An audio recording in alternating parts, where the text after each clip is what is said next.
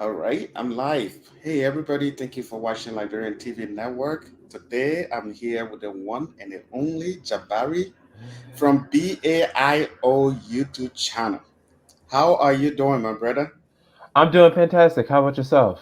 I am doing great. I'm glad you can make it. I mean, I've been wanting to have you on the show, but busy schedule got in the way, and I know you're busy. I'm busy, so but I'm very grateful to have you on the show today, especially a guy like you who knows nobody. I always tell people nobody knows the Liberian history more than you, and so I'm a little bit nervous coming on this show. Maybe I'll ask you a question, and you will say, "How about you?" Yeah, but how's everything going, man? It's going fantastic. Okay.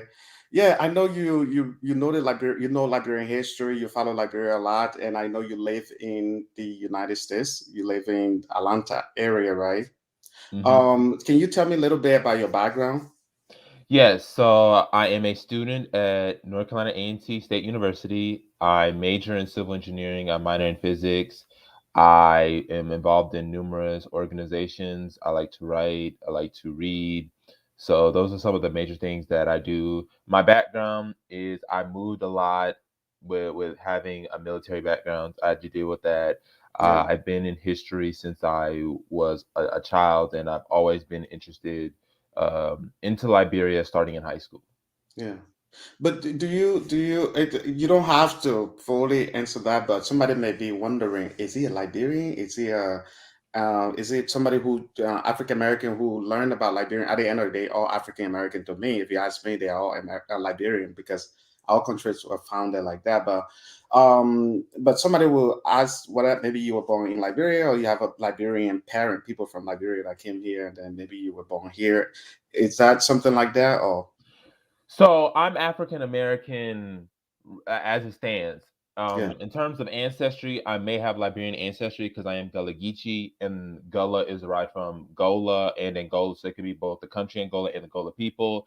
yeah? And the Gullah Geechee sounds a lot like Creole and has strong connections to Liberia and Sierra Leone. So it's a strong likelihood that I do have Liberian ancestry within me. I just am not for sure because I haven't taken a DNA test. Yeah, but even though you say are you interested in Liberia because of your DNA says that, or you just love the country? Maybe you read about the country and you start following up. It's a combination of both. Yeah, So at first, it was I had a passion for Liberia. Started learning about it in, like I said, in high school. It was yeah, around junior year, late junior year, early senior year in high school that I started learning about Liberia.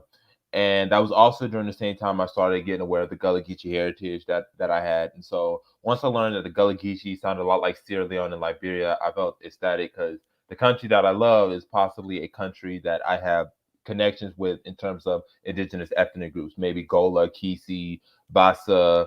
It all depends. So that they really sort of interconnected with one another. yeah. Have you been to Liberia before? I know a lot of people would say, "Man, I love that country. I love everything about the country." But when they go there, maybe they have different. They realize that it's a little bit different than they were thinking. Maybe some people go there with different mindset. That man, this place is might be beautiful and everything, but Liberia, there are a lot of challenges going on. Mhm. Liberia is a great country. Don't get me wrong, beautiful. The beaches are just amazing, but there are a lot of challenges right now. Like certain things you won't get here if you flip your light on. It's on 24/7. So sometimes I try to tell people I encourage you to go, but if you go there, don't expect the life you're living in the US here. It might be a little bit different. So I'm asking you, what are you been to Liberia? And hopefully, if you haven't, you will want to go there and stay there. I haven't been there yet. I'm going this year though. Okay. Yeah, okay. What's the most interesting thing you like about Liberian history if you choose one thing that you really like? Or It's maybe five things. well, they all tie. It's Pan African influence would really be the major thing as well as to why I'm proud of Liberia. Is Liberia is really Pan Africanism culminated. It's Afro Americans, Afro Caribbeans, some Afro Latin Americans, and continental Africans living in one space, calling one country their home, and inspiring African countries across the continent to Yeah. realize their full potential. So that would be the thing that inspires me about why I love Liberian history so much. Yeah. If I know you talk about Liberian presidents also. I don't mean to be throwing this at you that like that because I know you know Liberian history. So I'm so excited to talk to you when it comes to the history of Liberia. If I may ask, who's your favorite president of Liberia? Hello. Okay, I think there's a little maybe network problem. Can you hear me, Jabari? Hello. Yeah, there's a little pause there. People don't go away. We will have a good conversation. If you want to learn more about this, brother. Okay, you're back. Can you hear me? Yeah, I can hear you just fine. Yeah, I think there was a little pause there. I think there was network problem, but technical difficulty. We go through all this stuff all the time. I thought you ran away from me because you think I'm coming too hot with Now the I can history. take the heat. I can take the heat. I can take the heat. So Yeah. Um, uh, you're a great guy, so you're a great friend. So if I'm going too fast, say, hey, Jefferson, slow down, don't do this. But anyway, I was trying to ask, who's your favorite Liberian president and why? I actually had a conversation with somebody who said, "What are your top five Liberian presidents?" I For number one, I have to choose Joseph Jenkins Roberts, simply because the fact that he was the first that really set the standard. He set the traditions. He was a great man, and he was inspired by those around him. So that's how I put Joseph Jenkins Roberts. Just briefly, Yeah. not going to go too in depth, but I would say Joseph Jenkins Roberts. I believe you. Even though my favorite, if you ask me, I would say William V. S. Turner. But I believe you because being the first president, when Joseph Jigan Robert became president of I think all over Africa, there was difficult time. I mean, it was hard for to see a black person president at that time. It was difficult. You are not only dealing with the indigenous in Liberia, but you are dealing with the Westerner too. I mean, Liberia, when we first declared our independence, even the US didn't recognize our independence until in 1860, around that time. Yeah, 1862. Yeah, 1862. And so becoming a president of Liberia at that time, there were a lot of challenges. And so I really give him a lot of credit to take Liberia, to a certain level. I would say that we maintained the independence and it just went on from there. But one of the reasons I like William V. S. Turner. I think he was like I would say he was in charge. Like he was the guy who would take charge. He would go to places, and no matter who you were at that time, it doesn't matter. He will meet you like like you guys are eager. Like he made people respect him, not in a bad way, but I mean other country presidents they respect him. I would say now after a certain time, Liberia after his I think Liberia because we need foreign aid. I would say a lot of our presidents say yes to everybody. But I remember there's a video clips that I watched, I think not too long ago, even Queen Elizabeth was waiting for him at the train station. And he's the guy that will be smoking while talking to somebody, one of those head of states. I think now Liberian president, they will be all like, I think we need to take charge. I mean, our presidents need to take charge. Through William V. S. Torman, Liberia was involved in a lot of things too, like joining the United Nations, if I'm right. Founding the African Union, Liberia was involved in a lot of international stuff. So that's one of the reasons why and the indigenous used to like the guy too. So at least Hmm. this is just my I understand. Yeah, like I said, it really depends on how you it depends on your metrics determines who you think is the best president. So yeah. based on your That's metrics it. and standards, that's what's going to decide whether or not you view someone as being the number one president or Yeah. not. No, absolutely, absolutely. I mean, every president of Liberia, they went through their difficult times. They deal with certain things. So it just depends how saw the president.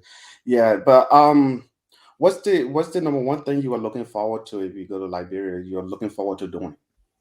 So really just connecting with the people, connecting with organizations already on the ground, coming up with solutions, speaking to them, getting boots on the ground, getting their experiences, talking to them, talking to community leaders, national leaders to really push an agenda, especially knowing that this is the bicentennial, so there is a reason to celebrate. And while at the same time we are celebrating this bicentennial, marking 200 years, which is a historic for the nation state, Yeah, there needs to be some sort of concessions and some sort of incentives to really keep the ball rolling. It's great to have a celebration. It's great to have the bicentennial. I yeah, appreciate that. But there needs to be more to back that up. There needs to be concessions. There needs to be action. There needs to be incentives. And that's what I'm all about. yeah.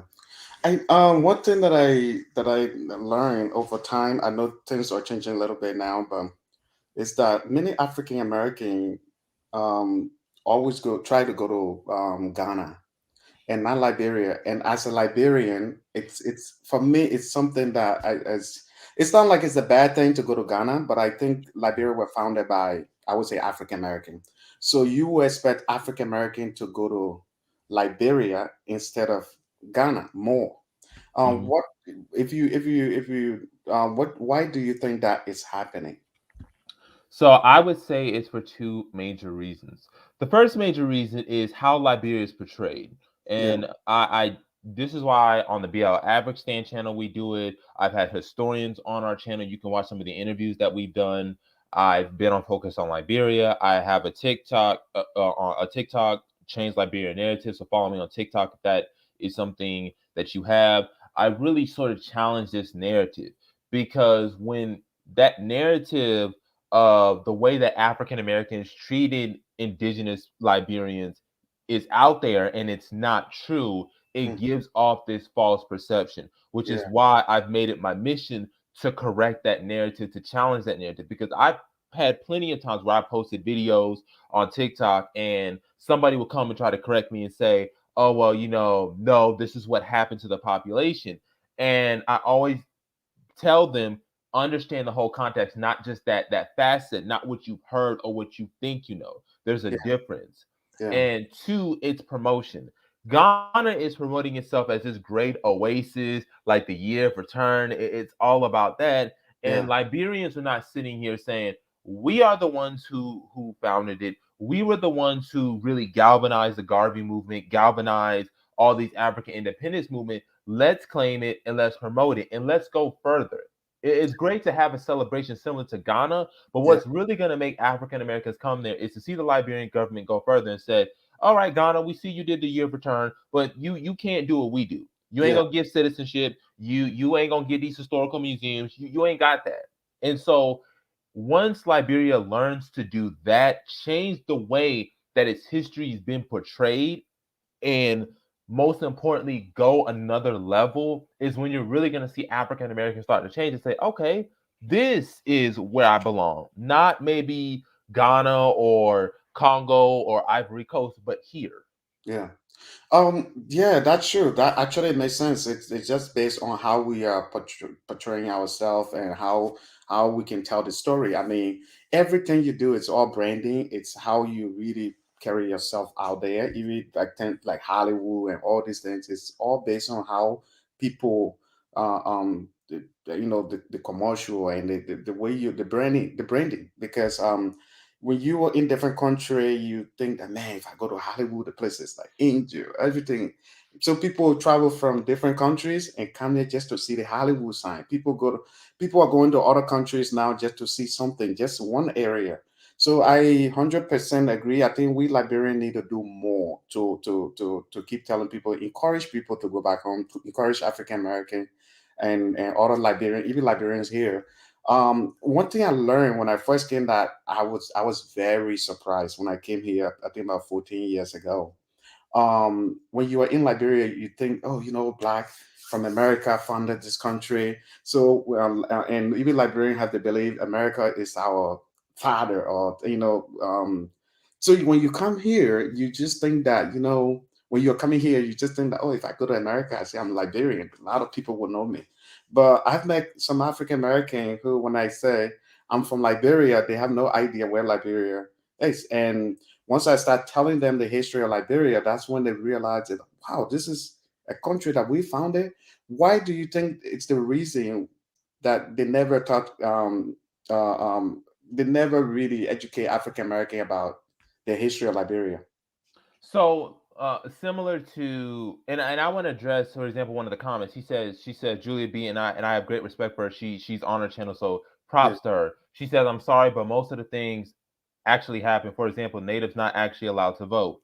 That's not actually true. So I'll give you an example. Natives were allowed to vote because they had representation in the House of Representatives. So in the 1880s, you had Greba House of Representatives under then President Alfred Francis Russell. That was in 1883 when he was president, and he left office in 1884 when his term was up. He was finishing Anthony W. Gardner's term. Then it's Alfred Francis Russell, and then he leaves office. He's so the Greba House of Representatives are there during that time. Yeah. You have Henry II Wesley in the 1920s that served as the vice president of Liberia Hmm. at this time. And you also have Mamadou Massaquoi, who is of Vai descent, who's serving as the first African diplomat to a European country, and is Germany at the time. It's the 1920s. And actually, there is a movie that talks about his grandson. Hmm. It's called Destined to Witness. You can read the book, you can watch the movie. There's actually a movie that was made in Germany about it. Yeah. So but that right there is an example of the way Liberia's narrative is framed. So the way that people treat Liberia is when the Americans came here, Liberia existed. And the problem is we don't situate context. And that's one of the important things that I always elaborate. Yeah. So when I was talking to Professor C. Patrick Burroughs, he's a Liberian historian. He was born in Liberia, and he's the author of 4 books. And I highly suggest you read some of these books that he's written. So one of them is the Between the Cola Forest and the Salty Sea: Liberian History of the Liberian People Before 1800. That's a book by C. Um, Patrick Burroughs.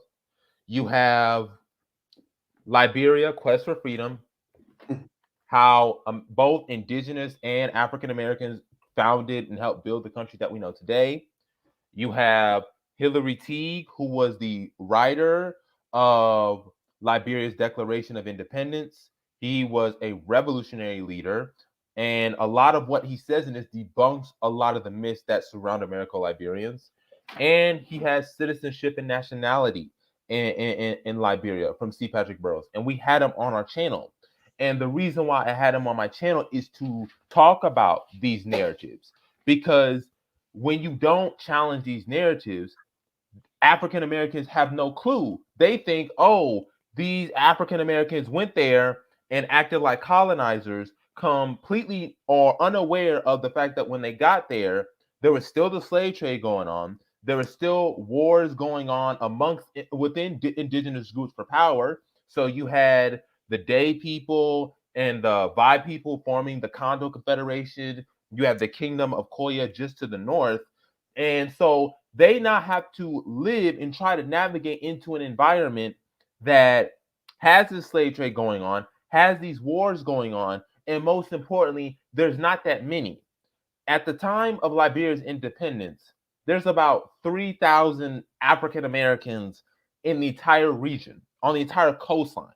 Okay, one of the things that I need every viewer to seep into their brain right now: when Liberia gains its independence, the reason why a lot of people say, well, the indigenous population is not included. The reason why is because at the time of 1847, Liberia is just the coastline. Nimba is not included yet. Lopa, none of those areas are even brought in by African Americans. They don't know what's going on in those areas. They're strictly on that slip of coast. That's why when you live in Liberia or you look at the map of Liberia, when you look on the coastline, there's a lot of Western names.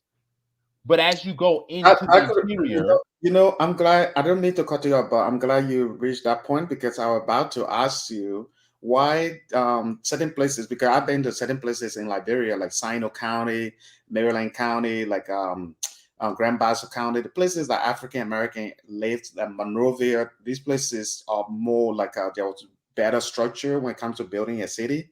and those places was a little bit developed as compared to, let's just say, some part of Nima County or Grand Gita County or River G County area. Those places were not developed. So I think the fact that you touched on that, because that could have been my next question: why these places are not developed and these places are developed. But you can continue. Sorry, I didn't mean to cut you out, but I want to No, let. no, and that's the important point that I want people to understand, and it's good that you brought that up, and I wanted to bring that up. So that explains why you see on the coastline with Maryland, those areas were developed Yeah, because that's where most of the African Americans lived at.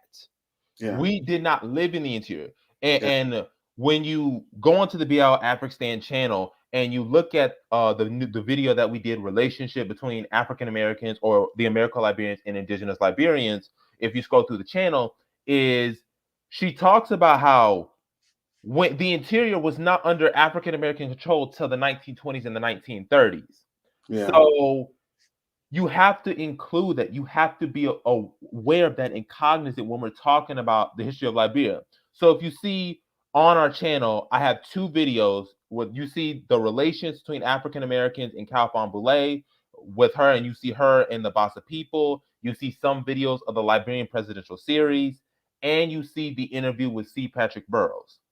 And so we do all this because we want people to get the facts straight and make sure that what they're being fed is the full version of Liberian history and not this propaganda that's been spewed out. Because I was having a conversation about this not too long ago with some African Americans. And some African Americans said, didn't they go and didn't they colonize that country? And you see, it's already right there, Jefferson.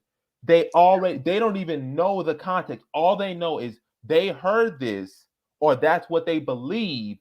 So that's what they're thinking, not the full story. And that's why it was important for me to make sure that I give everybody the context so that it makes sense and you can follow along and then reevaluate what Liberian history was and how Liberia is today. yeah. I think yeah, the one of the part that you answer, because I used to wonder a lot. I think maybe because I didn't really follow up on that part of it, but or maybe I didn't really rethink to know why, because I really used to wonder. I thought, man, why everywhere that African, because if you don't know this as a Liberian, you believe every other things, because I'm from the, if you ask me, I'm from a indigenous background. So if somebody would come to me and say, you see, just to African American, the okay, we call that American Liberian. The American Also Liberian, Congo, also Congo people. yeah, the Congo people, they didn't do well to develop Liberia. And if I will travel to, like just say, Nimba County or go to Bong County or go to Grand Gita and see how these places actually look, I would say, man, maybe that's true. Because if you see Sino County, you see Maryland County. But it's good that you are saying this, because for me, I'm very open minded when it comes to learning. If somebody is telling me something, I can say, oh, you know what? I know what I know, and that's how it should be. Maybe that is the reason, because I don't And know. I'm just saying because one of the things that people most importantly need to understand when we even talking about the African American population that went there, yeah, you're talking about 3,000 African Americans living on the coast with their indigenous counterparts. Now, a lot of them assimilated within yeah, the Americo-Liberian population. So when we talk about the Americo-Liberian population, people also need to be aware that that also included many indigenous people who may be Gribbo, who may be Crew, who may be Bassa, who may be Bai. It's not just strictly African American because what came to be known as the Americo-Liberian, which is now Congo, we now use Congo, and the reason why I'm going to break that term down because it's important. Americo-Liberian really wasn't used much outside of inside Liberia. It was actually mostly outside of Liberia. Number one. Number two is Americo-Liberian strictly refers to African American. You hear the word Congo and people say that's synonymous with Americo-Liberian. They're not the same. It's became that way, but it's not the same.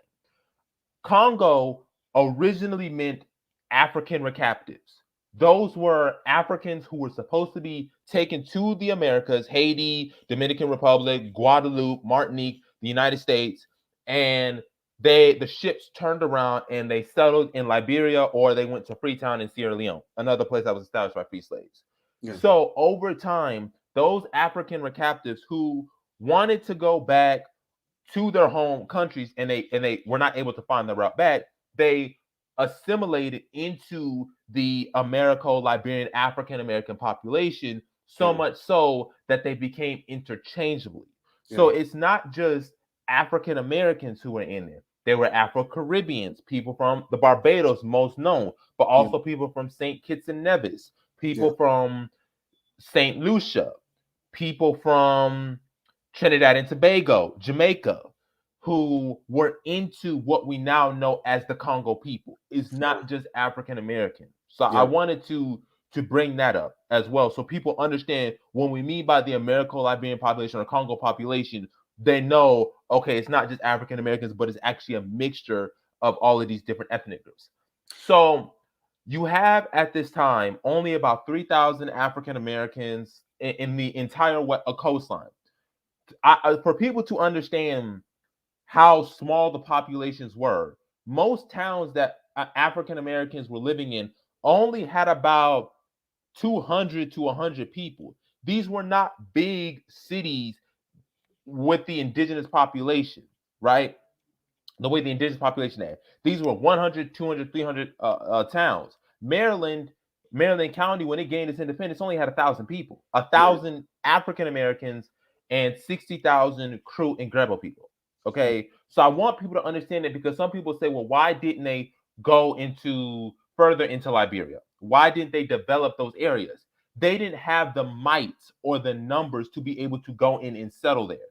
If Yeah. there's only 16,000 African Americans against 230,000 to 300,000 indigenous people, there's no way I can go into the interior and establish a settlement without the consent of the indigenous population that's there. And most importantly, I don't have the necessary manpower that's needed to build a society.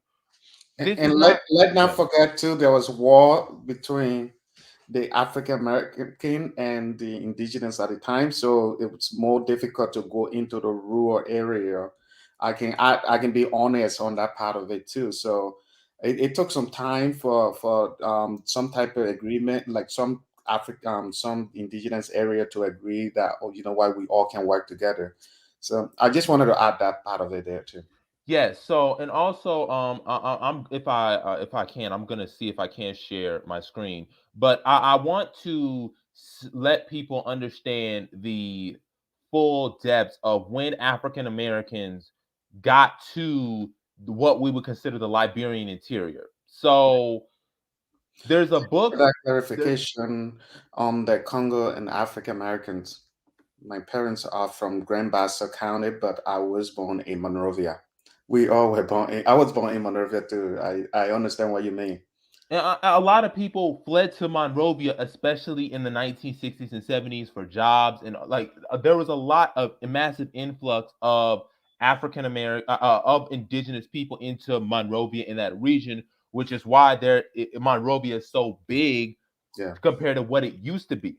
Because before the 1960s, 1970s, 1950s, Monrovia only had like a population of, it was not that huge. It was probably about 40,000, 50,000 people. It wasn't a huge city that we know today.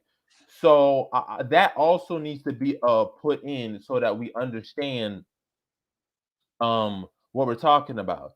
But I want to bring this book. There's a book, it's an archive book you can get online, and I want y'all to read it. It's a book by Benjamin J.K. Anderson. It deals with this. So I'm about to bring it up if I can, Yeah. if I can show it Let's to see you if we can guys. see the screen, if we can. Page one. Okay, so this is the book. So I'm about to share my screen real quick. Sure. So, I haven't done this on this channel, but let's see. okay, so I can share my screen. So I'm going to share this book. Okay, Solomon is this watching is the with me. book. Oh, It nice. This is the book. It's called Narrative of a Journey to Masardu, the capital of the Western Mandingos, and this is by Benjamin J.K. Anderson. Mm, So this is a book about the journey of an African American explorer who went to the hinterland in the 1860s, 1870s. So this was during the administration of Daniel Basher Warner and James Fitz Payne. This book is going to describe what's going on in Masardu, that capital of this Mandingo kingdom during that time period. mm, It's very long. It's about 300, it's 133 pages, so it is quite, it's not too long, but it is long, and it's going to detail his journey, what he met, how the societies were formed, and trying to make agreements with them. So that's one of the books that you can get online. It's an archive book. It was written in the 1870s. It's Narrative of a Journey to Masardu, the capital of the Western Mandingos. And it's going to talk about that African American explorer who made an expedition into the interior. Because, like I said, African Americans in the early part of Liberian history did not live in the hinterland. So they did not know what was there. They didn't know much about the Pelés or the Dons or the Mandingos, or if you don't like the word Mandingo, because some people may think the word Mandingo is derogatory, so they might use the word yeah, Mandinka. They might yeah, say Mandinka, so they yeah. may not use the word Mandingo. They might use Mandinka. Well, when you in Liberia, when you say Mandingo, they know exactly what you're talking about. But when I came here, it's a different understanding. So I Yeah, be careful how to say. yeah, context matters, man. We're talking when we talk about Mandinka, we're talking about the ethnic group, the people, which Yeah, in other places they call them the Mandinka. yeah, So I just want to bring that up so people understand fully, what's going on, and really the context of it. That's why for me I do what I do. Is people say, well, oh, you're trying to rewrite. No, I'm not trying to rewrite history. I'm not trying to do none of that. yeah, I'm trying to give people the full context so people know when these African Americans were there at the time, this is what's going on, this is what they're thinking, and this is what they're doing. yeah. Many people will say before 1980, they felt that the indigenous felt that there was a breach between African American and the indigenous. Do you want to comment on that? I think it's similar to what we are talking about, where Yes. where people So, like Africa, the indigenous were not allowed to go to certain school, or mhm. they couldn't afford to even go to the school. Is that something you want to comment on?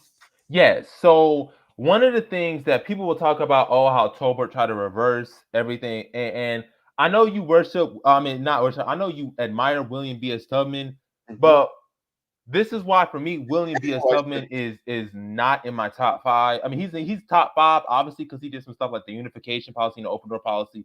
But one of the things we don't Modernizing talk Liberia too. one of the things we don't talk about William B. S. Tubman Mm, is this man was a brutal dictator.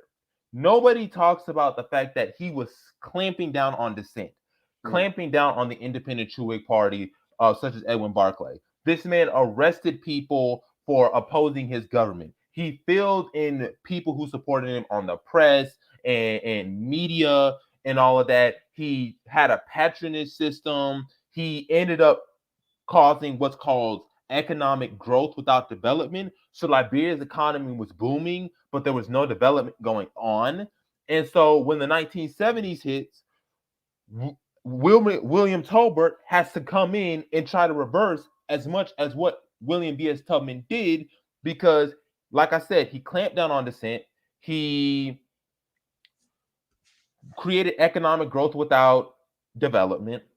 We forget the fact that he was a huge U.S. ally in that he allowed the CIA to come in and spy on other African governments. He was a staunch anti-communist, which many of the neighboring countries, such as Guinea and Ghana, were Marxist-Leninists or were on the socialist path. And so when you include all of that, what's going on in the Tubman regime, and William Tolbert having to address all of this because of the fact that William B. S. Tubman, because one of the things we forget about that people don't understand about the Tubman presidency, William B. S. Tubman was in office for 27 years. Prior to William V.S. Tubman's term, the longest term was Edwin Barclay, and that was 14 years.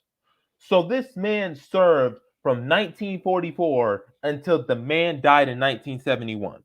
So for 27 years, this man has a monopoly on power. He's putting people in jail for two You decades. you will continue this. You'll continue this, but let me say it though. Based on what I heard or learned, it said they said that it came a time. It's not like he was saying that you cannot run against me, but it said that it came a time where there was no opposition. Nobody wanted to run against him because they didn't know at that time he will win the election that easy because many people love him. The indigenous liked him and the American Liberians that liked him. So what will you say about that? It's not like he's saying that, oh, you know what, I'm rebel leader now, or I'm dictating everything. You cannot wrong. But they said that you could wrong, but you're not gonna win because he was a lovable guy. That's what I know. So do you want So maybe my response would simply be, yeah, he did do some great things, and he did, like I said, the AU and all that, but we can't forget this man was an authoritarian. I mean, 27 whole years in power, that rarely if ever happens yeah, through democratic means. That means there essentially has to be a one party state with no opposition, and no opposition is allowed to basically effectively take power. mm, Because, like I said, if he was comfortable with power, he would have allowed the independent True Whig Party to yeah, run in 1955, which is why there was an independent True Whig Party, yeah, because they didn't like how the True Whig Party was treating them. And so when William V.S. Tubman dies in the 1970s, William Tolbert now has to deal with all of that bent up anger in the 19 from the past decades. And so literally there is a book, and I really need to get this and for people to understand, because it's gonna break your jaw, it's gonna shock you. hmm This from this it dealt with something back in 2004. It was written okay, in, and one of the things that it was talking about is the U.S. government knew that if the True Whig Party did not reform itself, the Liberian government, the Tobruk government, was not going to last past 1980. mm, They knew ahead of time that if William Tolbert does not undo a lot of what Tubman did in those last 20 years and addresses what's going on in the True Whig Party, the regime is not going to last in the 1980s. And in the 1980s, what ended up happening? We know what happened. yeah, And it's because of the True Whig Party in the 1970s, after the Tubman regime, when he had a monopoly on power, refusing to change and let go. And as a result, you have the October regime not surviving till the 1980s, and foreign intervention with the United States, of course, because the United States ended up endorsing the coup. They actually went to the U.S. embassy, and the U.S. embassy said that it supported the coup of William Tolbert. yeah. Hello. I'm still here. Oh, okay. Yeah. Before we continue, I just want to share your screen a little bit, your YouTube channel, so that people can go and check you out. And maybe the more they follow you, the more they can learn things. Maybe they can, if you say something that maybe somebody will watch later, they don't agree with, they can come to your channel and watch your videos, or they can reach out to you, something like And like I said with people, I'm not a person who doesn't believe in challenging, that. agreeing and all this stuff. I'm a kind of person who listen. Um, I'm more than happy to talk to. I'm more than happy to deal with that. Yeah. So if you have a disagreement and you want to talk about it, I'm glad to have these conversations, and I'm glad to talk about it. I have no problem talking about this stuff, really debating people. I do this on TikTok when there are people that disagree. I respond and I try to be respectful. I'm not the kind of person who likes to call people names or Yeah. disrespect people. I'm just, Yeah. But here's the that's it. evidence, That's it. and here's to talk. That's the best way to argue because you argue based on things you know. I mean, because for me, that's how I like to argue. That's why I don't spend a lot of my time like on Facebook on people that when you try to argue with it. Man, move from here, man. What you know? But I like to argue with people that would tell me, okay, this is what you believe in, but this is why I Hmm. think this is wrong. When I said that I like President William V.S. Tubman, you didn't say, no, that guy is a bad guy. Why did you like him? You said, well, you like him based on whatever reasons you have. So Yeah, that's and I understand, like I told you, I understand where they're coming from. I yeah, don't come from a perspective of I don't understand where you're coming from. Like I yeah, said, I get it. He did yeah, a great job. The yeah, Liberia in the 1960s was booming. I yeah, get it and I understand and I recognize it. I'm acknowledging that I understand where it's coming from. yeah, I understand why some indigenous people may feel the way they feel because there wasn't a lot of development in the interior, or yeah, Liberian history is often centered around this. I get it. I can understand. I can empathize, and I understand where you're coming from. yeah, And then I'm giving you my points yeah. and And explaining the points. And you see, one of the reasons too I listen to people when it comes to the history of Liberia is because a lot of the things that for me, when I was growing up in Liberia, there are a lot of war. You go to school like for 2 months, then you don't go to school for maybe 6 months, and it Hmm. was something like that. So we didn't get a chance to really learn the history of Liberia. Like, a lot of things we learn from people.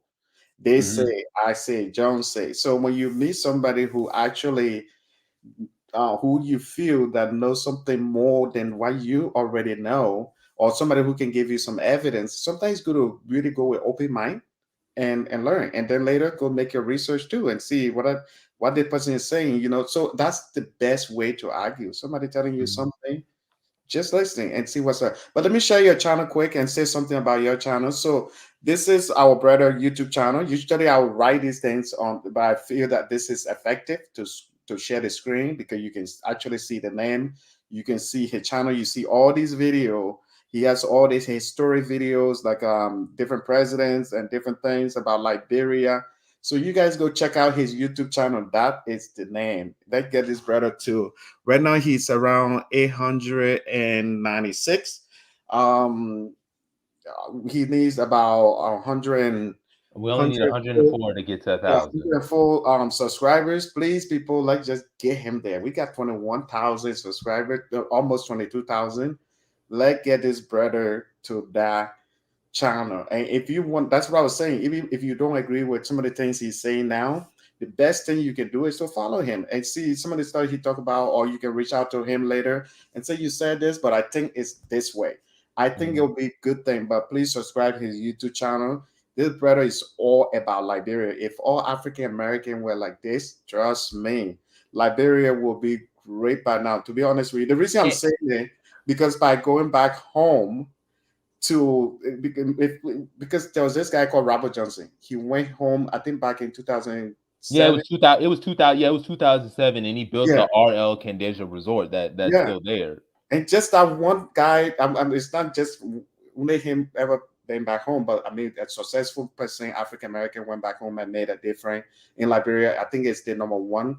If you ask me, it's the number one resort now in Liberia. Everybody knows the Keninja Hotel. But anyway, you're about to say something.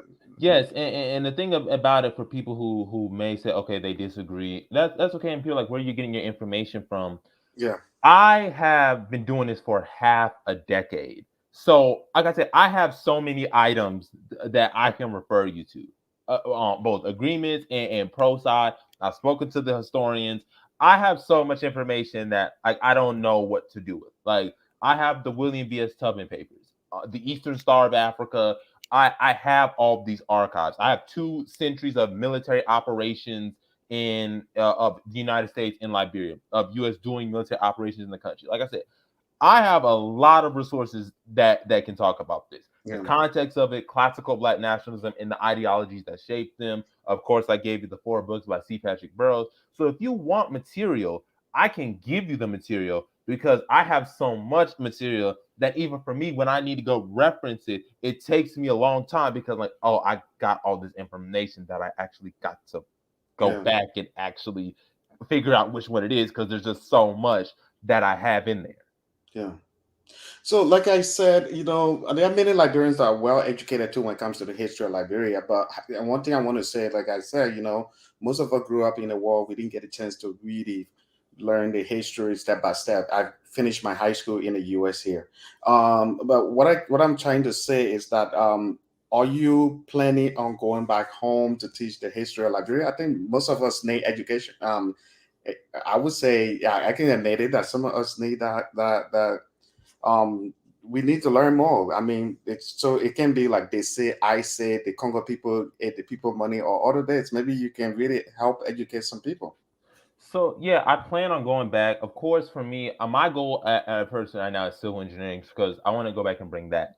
So I mean, I can teach the history, but for me, I feel the most important thing I can do is infrastructure because, like I said, I'm a minor. My minor is in physics. My major is in civil engineering. If I Mm, could, I probably would have double wow. majored in both physics and civil engineering.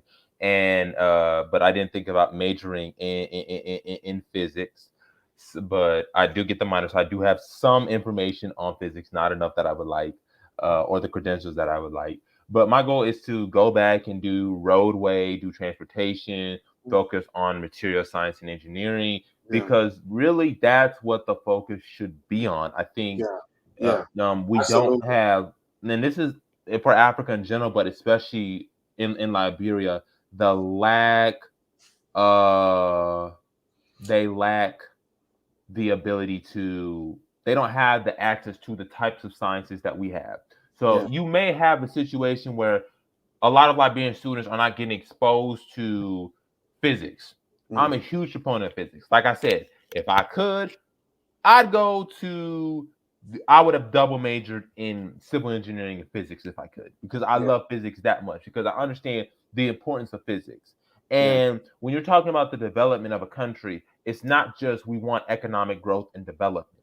It's you have to have the people with the skills. So we're going to need people to be the physicists, to Mm-hmm. be the chemists, to be the biochemists, to be the computer scientists, the computer engineers. And that's what my mindset is.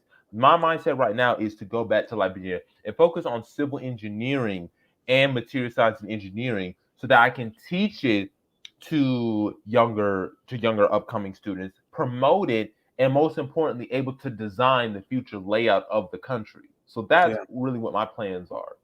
Okay.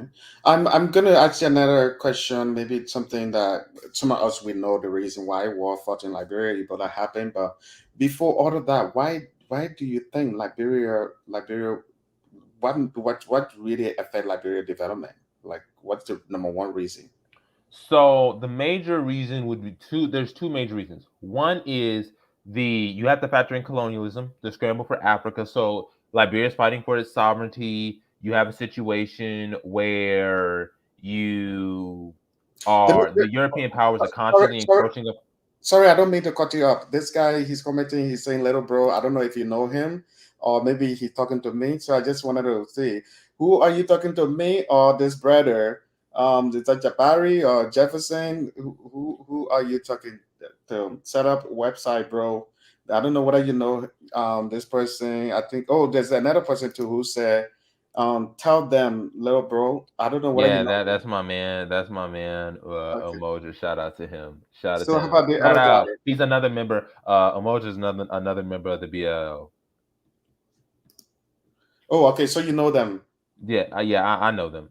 Oh, And okay. it's yes. Yeah. So Um, yeah, sometimes my family in Minnesota or other places they will be watching, and sometimes they will comment, and so I thought I just wanted to clarify that to see whether you can respond to them or I can respond to them. All right, cool. Okay, referencing the Jabari. All right, cool. I know.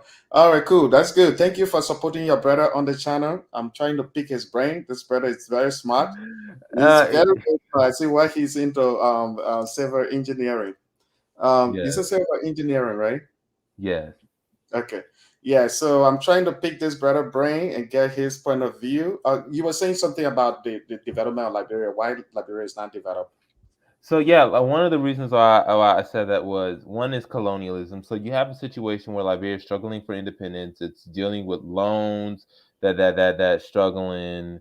Um, we have a situation where the British are and the French are constantly trying to take territory. You have the Galenas territory that's taken from Liberia, which is now in Sierra Leone through the Sir Havelock Accord or the Sir Havelock Conference. You have the Franco Liberian Treaty, who is the Franco Liberian Treaty that's going on that basically gave some of the land of the Caballos River, which we now know as the Caballos River, to Ivory Coast, so it's no longer part of Yeah. Liberia.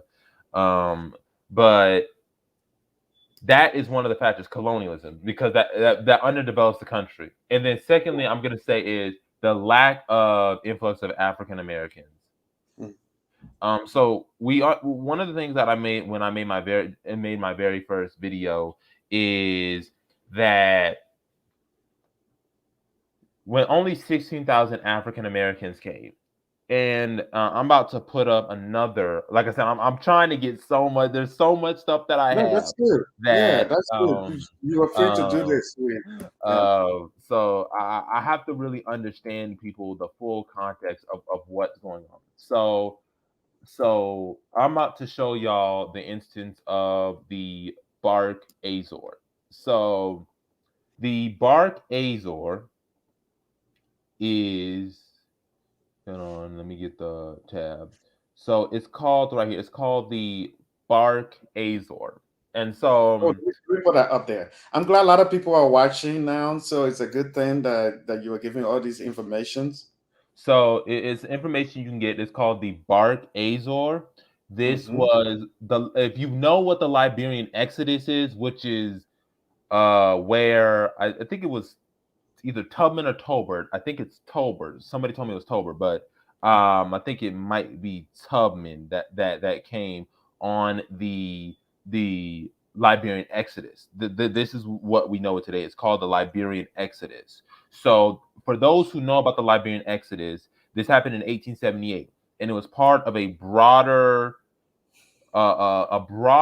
movement was called known as the Liberian Exodus. So it was originally called it was part of the Liberian Exodus. It was a joint stock exchange company, and basically, yeah, he's right. It was Tolbert. Tolbert was the descendant. Yeah, Tolbert was the descendant. So basically, what ended up happening was you have it was the Liberian Exodus Association, and they bought the Liberian Exodus Joint Stock Exchange Steam Company, not Steam Company. So stock steamship company. So basically, this was a organization or this was a movement that goal was to fund a mass immigration to Africa, hoping after its first voyage they could sell more shares in the company. With this steamship to establish the joint stock company, would establish a port in Monrovia where groups of immigrants will be taken once a month for the next 47 years. During that time, over 160,000 African Americans would leave the United States to go to Africa, so it'd be Liberia. And it says, however, the Liberian Exodus soon went out of business and the dream was never realized.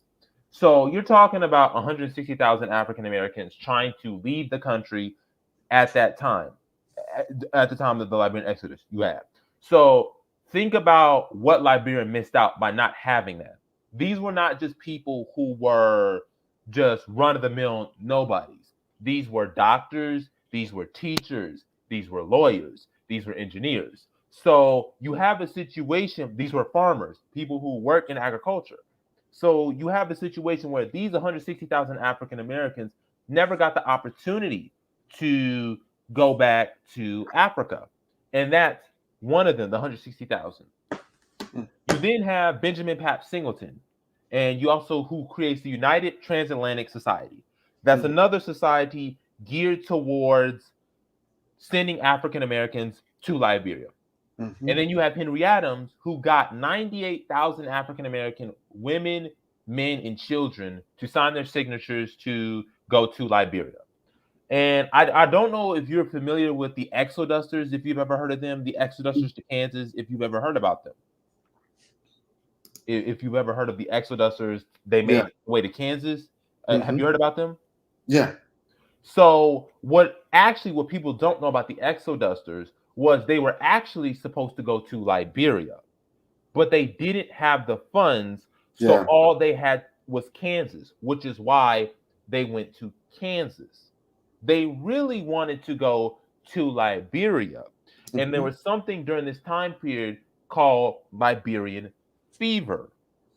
And this was Liberian Fever during the time of Reconstruction. This was after the Civil War. We often talk about Liberia before the Civil War. We Yeah. don't talk about African American immigration to Liberia after the Civil War. Yeah. So after the Civil War, you have a huge wave of African American Liberian fever that's hitting. We're not just talking about places. that were just in Monrovia. I mean, Mm, not just in the deep south. You're talking about areas in the north, areas in the Midwest, areas in Texas. This Liberian fever is kicking in, and I want to see if I can get it right. So yeah, it was 98,000 men, women, and children enrolled on immigration lists. mm, All of them wanted to go to Liberia or a territory of the United States and federal government with appropriate land and means of transport. The 98,000 mostly lived in Louisiana, but roles included people from Texas, Arkansas, a few in Missouri. In September 1877, Adams sent a petition to President Hayes. mm. Okay, so you're talking about the African American population desperate to leave the country, Yeah. desperate to try to get to this country, and that never happens. Now, how does this all tie back into development of Liberia? You don't have that population coming in, so that means you don't have that money that could possibly be moved in. And so, Yeah. what does that mean? You can't industrialize because in order to industrialize, you need people to work in factories. But in order for people to work in factories, you have to have an industrial base. You have to have industrialists, people who are college educated, and people who have the means or funds to be able to go and be able to fund these projects. Mm, So African Americans not being able to go to Liberia and are unable to make moves in Liberia or able to get there means that Liberia missed out on human capital, it missed out on monetary capital, it missed out on a lot of things that could have strengthened the country had those African Americans been able to move and settle in the country. mm. Okay. Sorry, I was trying to write something. Yeah, that's a very good thing that to really have this show with you because I think you are actually educating us. Hey Jeff, this person know me. Hey, how you Hey, doing? Joe. How are you? I'm glad you are watching us. I hope you are having a great day or great night wherever you are. Um, oh, I'm gonna advertise your channel again while we are doing this. Let me. It's not advertisement, but just show people your channel so they can check you out because this is some good information that you are trying to give us, and hopefully a lot of people can go there and just check you out. This is his YouTube channel. It's called BAIO Afristan. And if you go there, if you're Liberian, you go over there, you'll see a lot of the video. You won't believe this guy is African American. I will tell you that for sure. I don't get me wrong. I know a lot of African American in the US here, and one of my number one best friend, the guy who, if I was getting married tomorrow, he would be my best man. He is from Detroit. I'm very lucky with African American here.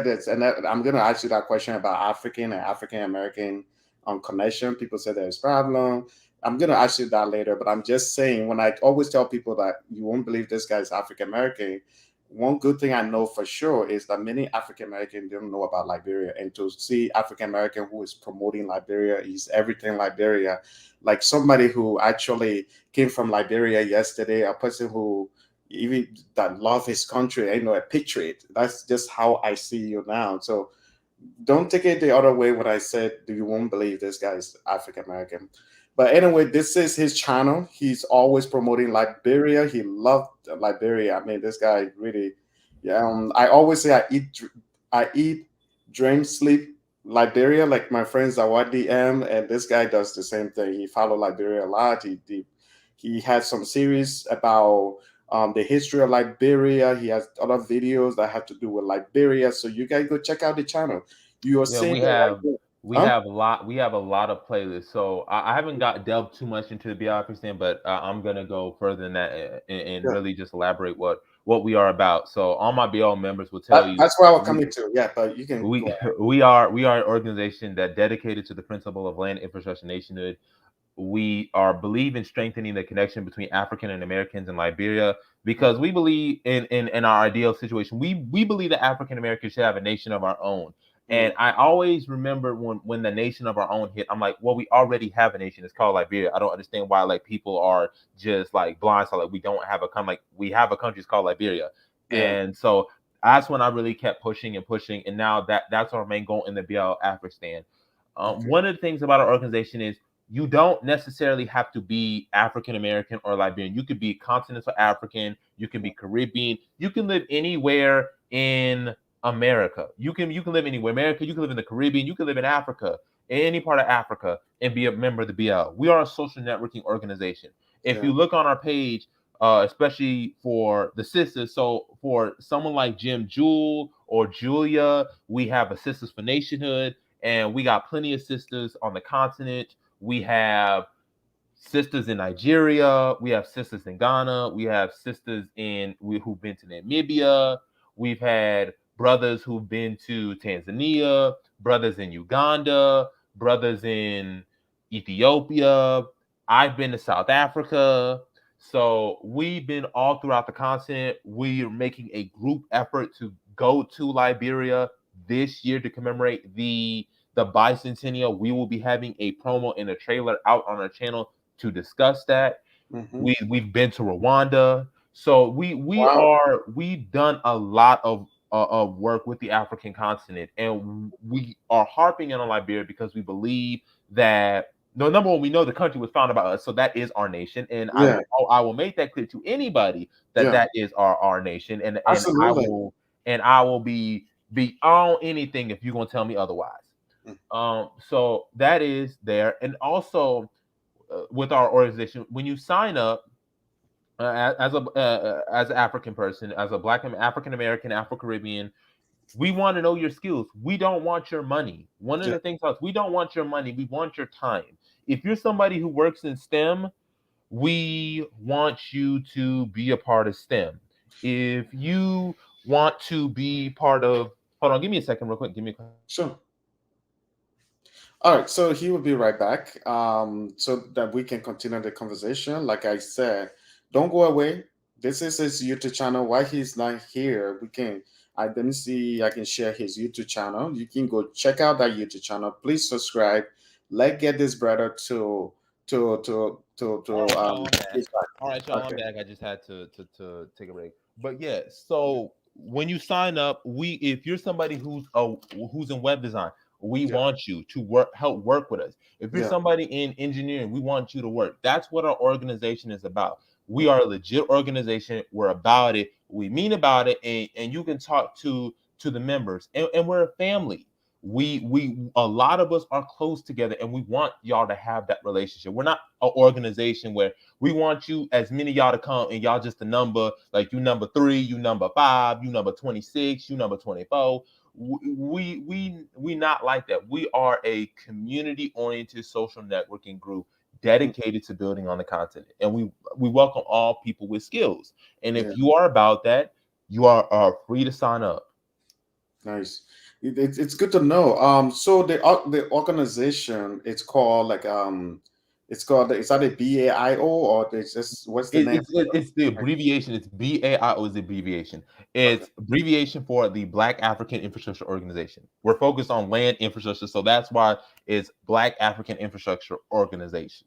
Okay. So that's what it is. Black African Infrastructure Organization, Oh, okay. abbreviated would be BAIO. But That's you why know, it's called the BAIO. It's the we don't want to say it's the Black African Infrastructure Organization, African. No, we just say BAIO. That's what you it. guys got your own thing going. In the name of that, like, it's a good thing, because you see what happened is, I say I've known you. I didn't. I used to be wondering what's the definition, what's the abbreviation for, but for some reason I haven't asked you. So it's good that I know this today.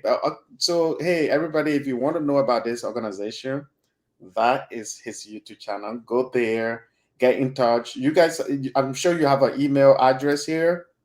Yes. So Let me go. if you have any we have social media. We have Instagram, TikTok. I have a TikTok. If you're on TikTok, you can reach me there. If you want to personally contact me, you can contact me personally on my Gmail, and I can just and you can reach out to me that way. So those are the ways that you can contact us through Instagram, through TikTok. We have a Medium. We have all different outlets. We're everywhere. We have a Facebook if you're on there as well. Yeah. So we have a lot of things we're doing. So you say you guys are on Instagram, right? Yes. Yeah, and people can follow you. So this is the page. This is the email address here. Um, and you guys can check out the page. I mean, like I said, this is the name. Just click on check out that name Yes. and see what's up and just get in touch. We will keep talking NJ. about. The We will be. NJ, that's the exact reason why we're going in May. Because I Yeah, know that rainy season about to hit. Is I know, right? You that should go rainy season now. about to hit. Oh my goodness. You said you guys are going in May. Yes. May Wow. 18th. Just when it's about to start. It ain't in full effect yet. It ain't Hey, July you are yet. going the wrong time though. I graduate in May, and I'm like, listen, for those 8 days, Hmm. we gonna make it work. Yeah, I know Monrovia, I know Liberia, it rains. Monrovia is the wettest capital in the world, so I know I ain't fool. Liberia rains yeah, like in every other day yeah. from July to October. It's I want to it's a I wanted to see if I can play a video on your channel. Do you have an intro video that I can play, or is there a Yes. specific video that you So want me to play? yes, so we actually do have an intro video. So the intro video is hold on, give me a Do you believe in second. the Oh, sorry. concept of There it is. independent That Is that it? Yeah, that's it. That's the video right there. That is Uh, our so, promo right there. so just 1 minute. I'm gonna pause your mic, and I'm gonna pause mine because sometimes when the mics are open and you're trying to do that, people don't hear you that well. So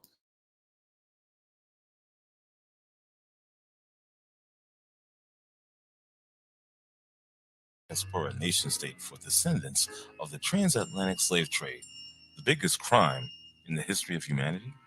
Are you tired of black African people being scattered across the diaspora, living as second and third class citizens in foreign lands? Are you tired of trying to convince the world that black lives matter? Should black African people have their own Israel? If you believe and support any of these, I like to tease people a lot. Are you still there, my brother? Yes, I am. I am still here. Yeah, I like to tease people in the sense of, you know why, if you like what you see, go check him out. So that's exactly what I'm doing here by stopping the video quick. And then if people really like this, they can go check out your YouTube channel. This is the channel. Go check it out. And this brother has a lot of videos there that he can show you. And you can really go. Let me see. I think do you believe I in the was seeing full concept of screen. an independent diaspora nation state for descendants? All right. So I like to do that. I like to really tease my viewers that hey, you know what? Go check out his YouTube channel. Um, so yeah, this channel is it's great. How did you guys come up with this idea and the channel? Like, where did the inspiration come from? So I'm not the founder of the organization. I am a member of the organization. So I came into it. Really, so I came into the organization. I first got into it when I was listening to another live stream. It was on another YouTube channel who also is dedicated to sending black people to Africa. Um, so with that, I listened to them, and I had already been on the nation state that African Americans should be able to live somewhere where they can be free, sort of have their own nation state. And I remember just listening to BIO, and I'm just like, yeah, they agreed with what I said. So I remember signing up, I became a member, and ever since then, I have been active on it since then. So, yeah. But people really know your face than anybody else. I mean, I know you from that channel. Maybe there are other people that been following Liberian TV, but you're the guy. Like you interview Zawadi M, and I think I didn't know you used to follow me until you interviewed Zawadi M. That's when I realized I'm like, oh man, this guy's followed my channel. Yeah. Um, yeah, Yeah. So yeah, I had followed Zawadi actually. Me and her actually go back a months ago, like months before the interview even happened. So yeah. I was talking about Liberia, and I was like, oh, let me reach out to my sister Zawadi and see, her, give her some of the tea that she does, some of the business opportunities, what she's doing. And then that's what really opened me up to you. And then of course that was really what motivated me to go interview other Liberians. So examples would be with C. Patrick Burroughs, with some African Americans who've actually visited Liberia. We have a whole interview series where we've done interviews, and you can watch some of the interviews that we've done. Yeah. We speak into Liberian YouTubers before, so that's really what we've done. And so yeah. But so you get to know my channel through Zawadi M. No, I knew Zawadi personally. I already knew Oh, okay, Zawadi personally. Yeah, we okay. yeah. So it wasn't just like it was on YouTube. No, like we knew each other Oh, personally. okay. Not yeah, and then I see. yeah. I see. Oh, because what I was thinking, because a lot of people like from my YouTube channel, they got to see Zawadi because I share her video all the time. So I thought that's how you came across one of her video and then you got in touch. That's what I was thinking. But it's good to know. It's good to know. There's some comments coming in, so I just want to put those comments up there and see what's Oh, there is a lot of discrepancy. There's just this it's Okay. between the Black Messiah and Yeah. them. Yeah. So I'm not gonna Yeah. go on deal with that. I'm Yeah. not going to deal with that. Yeah. Some of the members can handle that, but Yeah, I'm not no, going to deal with that. that's a good thing. That's a good thing about this, though. There are some questions that people will ask, and you don't always have to answer that. Yeah, You know, I'm not even gonna go that route. I could, but I'm not going that route. So let's keep it yeah, going. yeah. So some of the interview that I had here, I always tell my guests that hey, you know why, and you don't have to answer certain question. And one good thing about it is that sometimes people don't want to go political. Some people, so I understand. But anyway, one of the questions that I asked, though, I don't know whether we got around it. I was asking that why African American were not educated when it comes to Liberian history and Liberia. The reason why is because we don't run the country, and that's what one of the talking points that our organization BIO emphasizes about land infrastructure nationhood. Yeah. You have a situation. Okay. Yeah, he says, I like what the group is trying to do, but there is some us against them rhetoric Yeah. I'm not feeling from some of the members. Hmm. Like I said, I can, if you want me to explain like all that, I can Yeah. address that. I have no problem with that. But one of the major reasons why African Americans are not taught that, and we really emphasize that, is when you don't run the system, when you don't run the country, is when you don't run the education system, when you don't run the school system, you don't decide what is taught. So we're taught a very minuscule view of African American history. We're not taught the entirety of the African American history. Okay.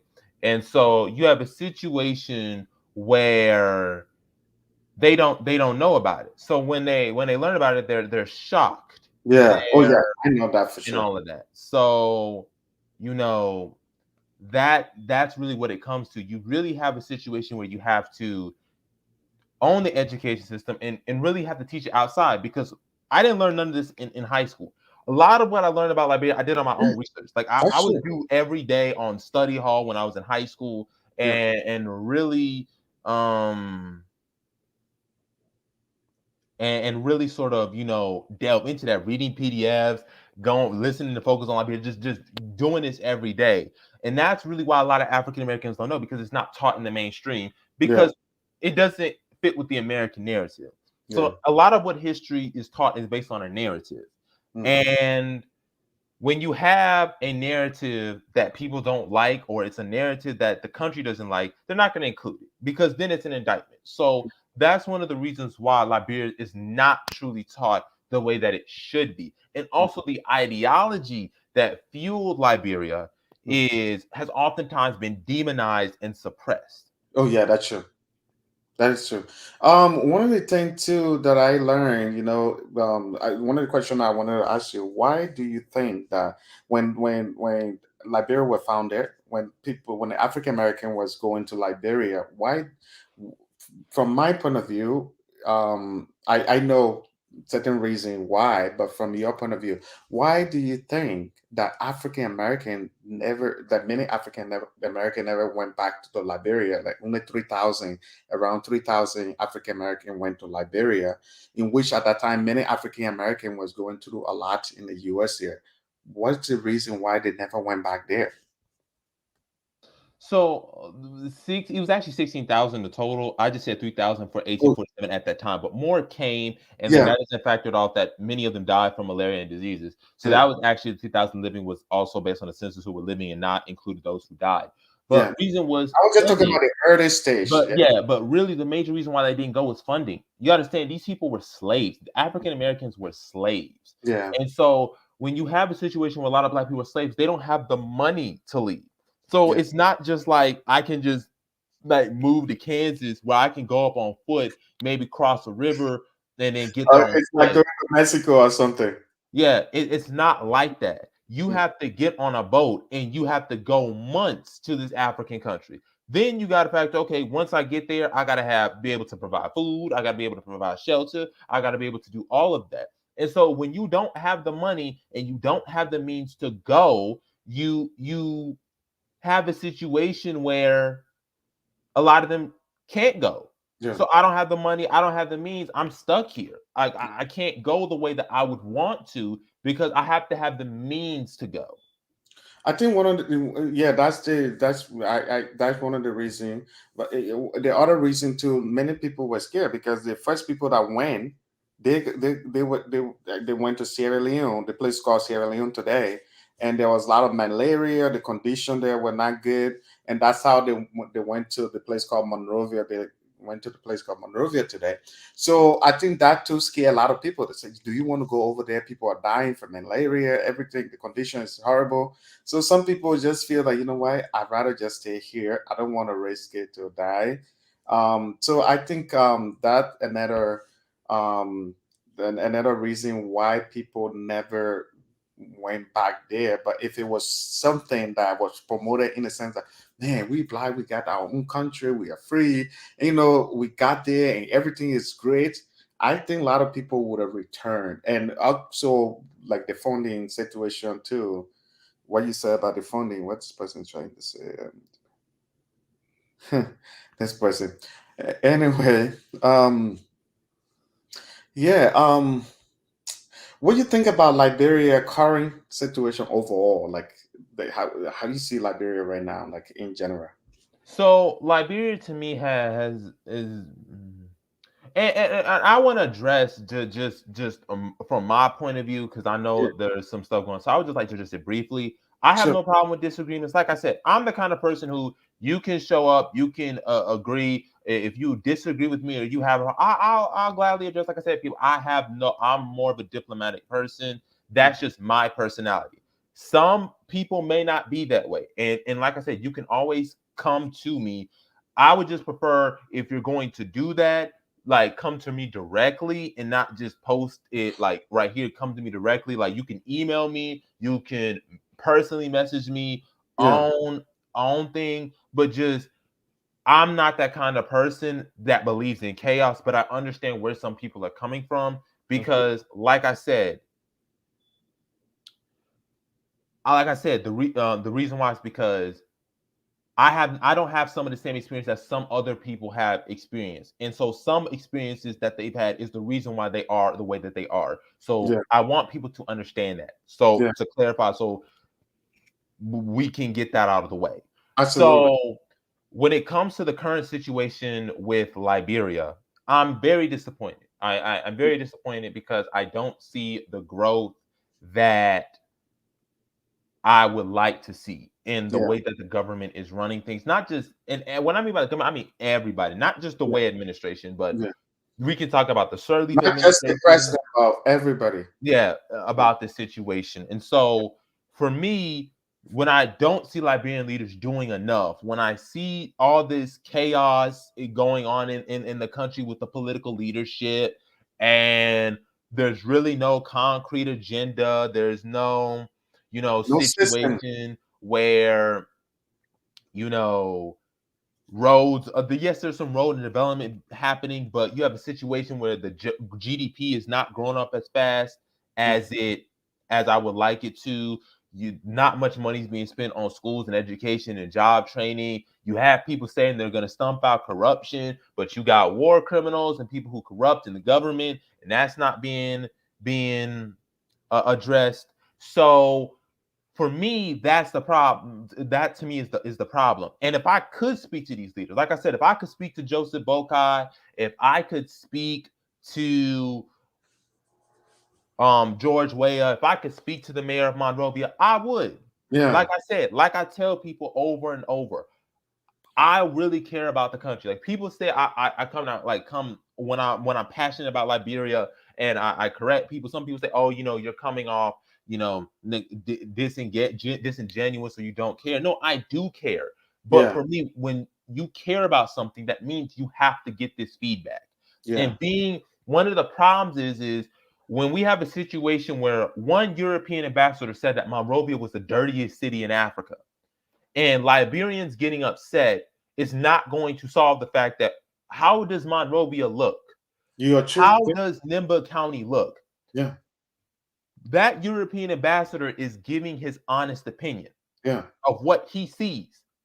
You have a situation where the president is literally, our presidents and the graveyards are literally a hot mess.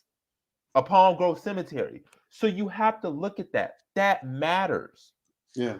It's No, deeper than just with people. that, with that, with that, I agree with you on that point. Where if you try to, people comment that, oh, this place is bad, then people get angry about it.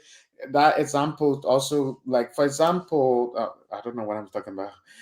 For example, when we upload video, because our thing is we want to showcase Liberia. We want to show Liberia how Liberia actually look. Looks. It's not trying to fool people like, oh, the place is like this and Yeah, that. like it's not, because if it was how it was, Yeah, the data would back it up. yeah, The human development index, the per yeah. capita income, the like all of that stuff would back Yeah. up. Like So, one of the things that I get frustrated yeah, when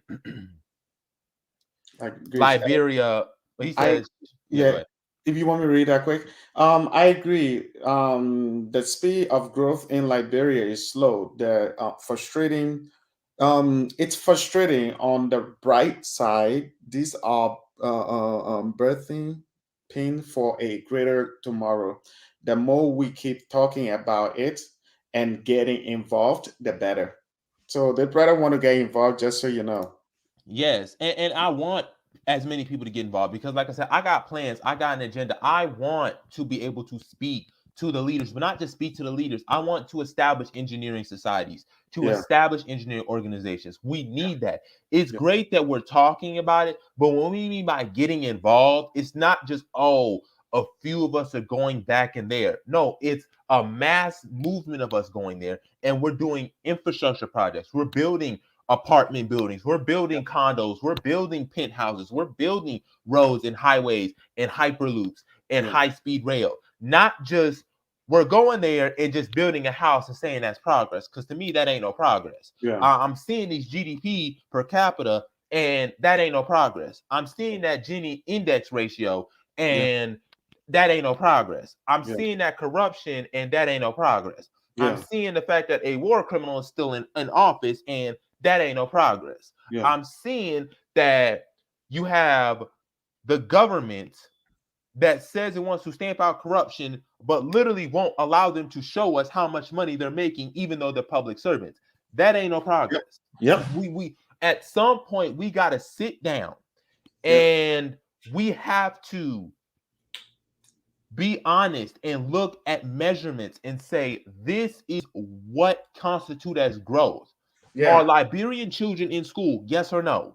How long are they going to school? Yes or no? Do Liberians have access to healthcare? And when I mean access to healthcare, I'm not talking about just a medical clinic. I'm talking about, do they have average to audiologists, rheumatologists, urologists, virologists, gynecologists? Do they have access to specialized medicine? Do they have access to hospices? Not just no vague, we want healthcare. I yeah, don't care about that. yeah. Yeah, some of these points you are making, they're very good points. I mean, especially that point you made about when somebody criticizes Liberia, how dirty Monrovia is, people get angry. Actually, that I really believe that, because when we post that video that, oh, why the place looking dirty? Why you showing it on to the wall? I said, well, I want to show it so our leader can move. I want to show. It's not like I want to show the dirt, but I also want to show people how the place actually look. And I want to make sure that our leaders can, because this is the problem though. This is one of the reasons. When you try to tell, let's just say if I was to go on the Liberian Monrovia City Corporation Facebook page and tell that, oh man, I hope they make effort to do a weekly clean because currently Monrovia is not really in the right condition. People will say, wow, you are opposition. That's the first thing somebody would tell me. So that's what I told one of the person. I said, hey, we don't just want to post these things. We want to talk to people like the mayor of Monrovia and tell him that maybe you guys should have a weekly plan, like some type of system where every week you clean the trash, like everywhere else. So, but they will always tell you that, they usually tell you like, oh, you are opposition. So how can we really talk to them without bringing opposition situation in? Some, I can tell you for sure, I don't have a political party in Liberia right now. I might, The political parties are a joke in yeah, Liberia. yeah, It's an absolute joke. They yeah, have no ruling ideology. I yeah, don't know what they believe in. yeah, They don't give political platforms. They don't tell you what is their stance on this. That's what I need to know. I don't care about you giving me a speech. I yeah, care about what is your stance on corruption. I need yeah, to know that, yes or no. Please tell me what's your stance yeah, on corruption. I need to know. Are you in favor of revealing their salaries? I need yeah, to know, yes or no. yeah, What is your stance on War and Economics Crime Court? I need to know. yeah, What's your stance? yeah, What is your stance on gender-based violence that's going on to Liberian women? I need to know. yeah, I and need to know. And yeah, if they can't answer, Liberians should not be giving their votes. yeah, absolutely. That's the thing. That's the reason. That's what I'm saying. It's a reason I don't have a political party right now. The reason, my number one reason is every election, I want to make sure who is running and how I can judge them better. Because if I feel like I'm committed to a political party, and every election maybe I'll get carried away to say, oh, let me support my party. It's like something you got to be part of. But if I know I'm neutral, every election I can really judge people well to vote for them, to vote who is right. If I was for CDC, and if I voted CDC last time, I'm just saying, for example, Yeah. if I voted CDC the last time and I know Judge Ware is not doing well, the next election I want to see who is coming in. And I don't want to feel like, oh, I'm betraying my party. I'm going for somebody else. Now I feel like, you know what, I can vote for whoever I want to vote for. The president of And Liberia. and I Liberia. and that's shouldn't be, Julia. It shouldn't be that. We shouldn't be Yeah, embarrassed to tell people I'm from Liberia. But the yeah, problem is, like I said, and part of this is on the Liberian diaspora and on African Americans as well. yeah. We have allowed a certain narrative to get about our country, and Hmm. as a result, everybody looks at Liberia as a joke. We never correct them on Yeah, Liberian history. yeah, I've had Ghanaians yeah, and Nigerians come and talk about, see, if you let African Americans come in, they're going to have another Liberia 2.0. And this is no disrespect with, with Liberia and Ghana, but Liberians never come and say to them, I know you're not talking about my country when your country was the reason why, in the case of Nigeria, the stereotype of the starving African child came from. You yeah, don't want to talk about your tribalism that literally killed millions of Igbo people during the Nigerian Civil War, also known as the Biafran Civil War. We yeah, allow people to just ramble on about our country and don't check them, which is yeah, why I created my channel, because I'm checking people. I'm yeah, checking either other Liberians yeah, who will come to me, for example, and bring up Matilda Newport. And I'll say, okay, you want to talk about how Matilda Newport did this to the Day people, but can completely forget the fact that the Day people were waging war and were selling slaves and were raiding African American settlements.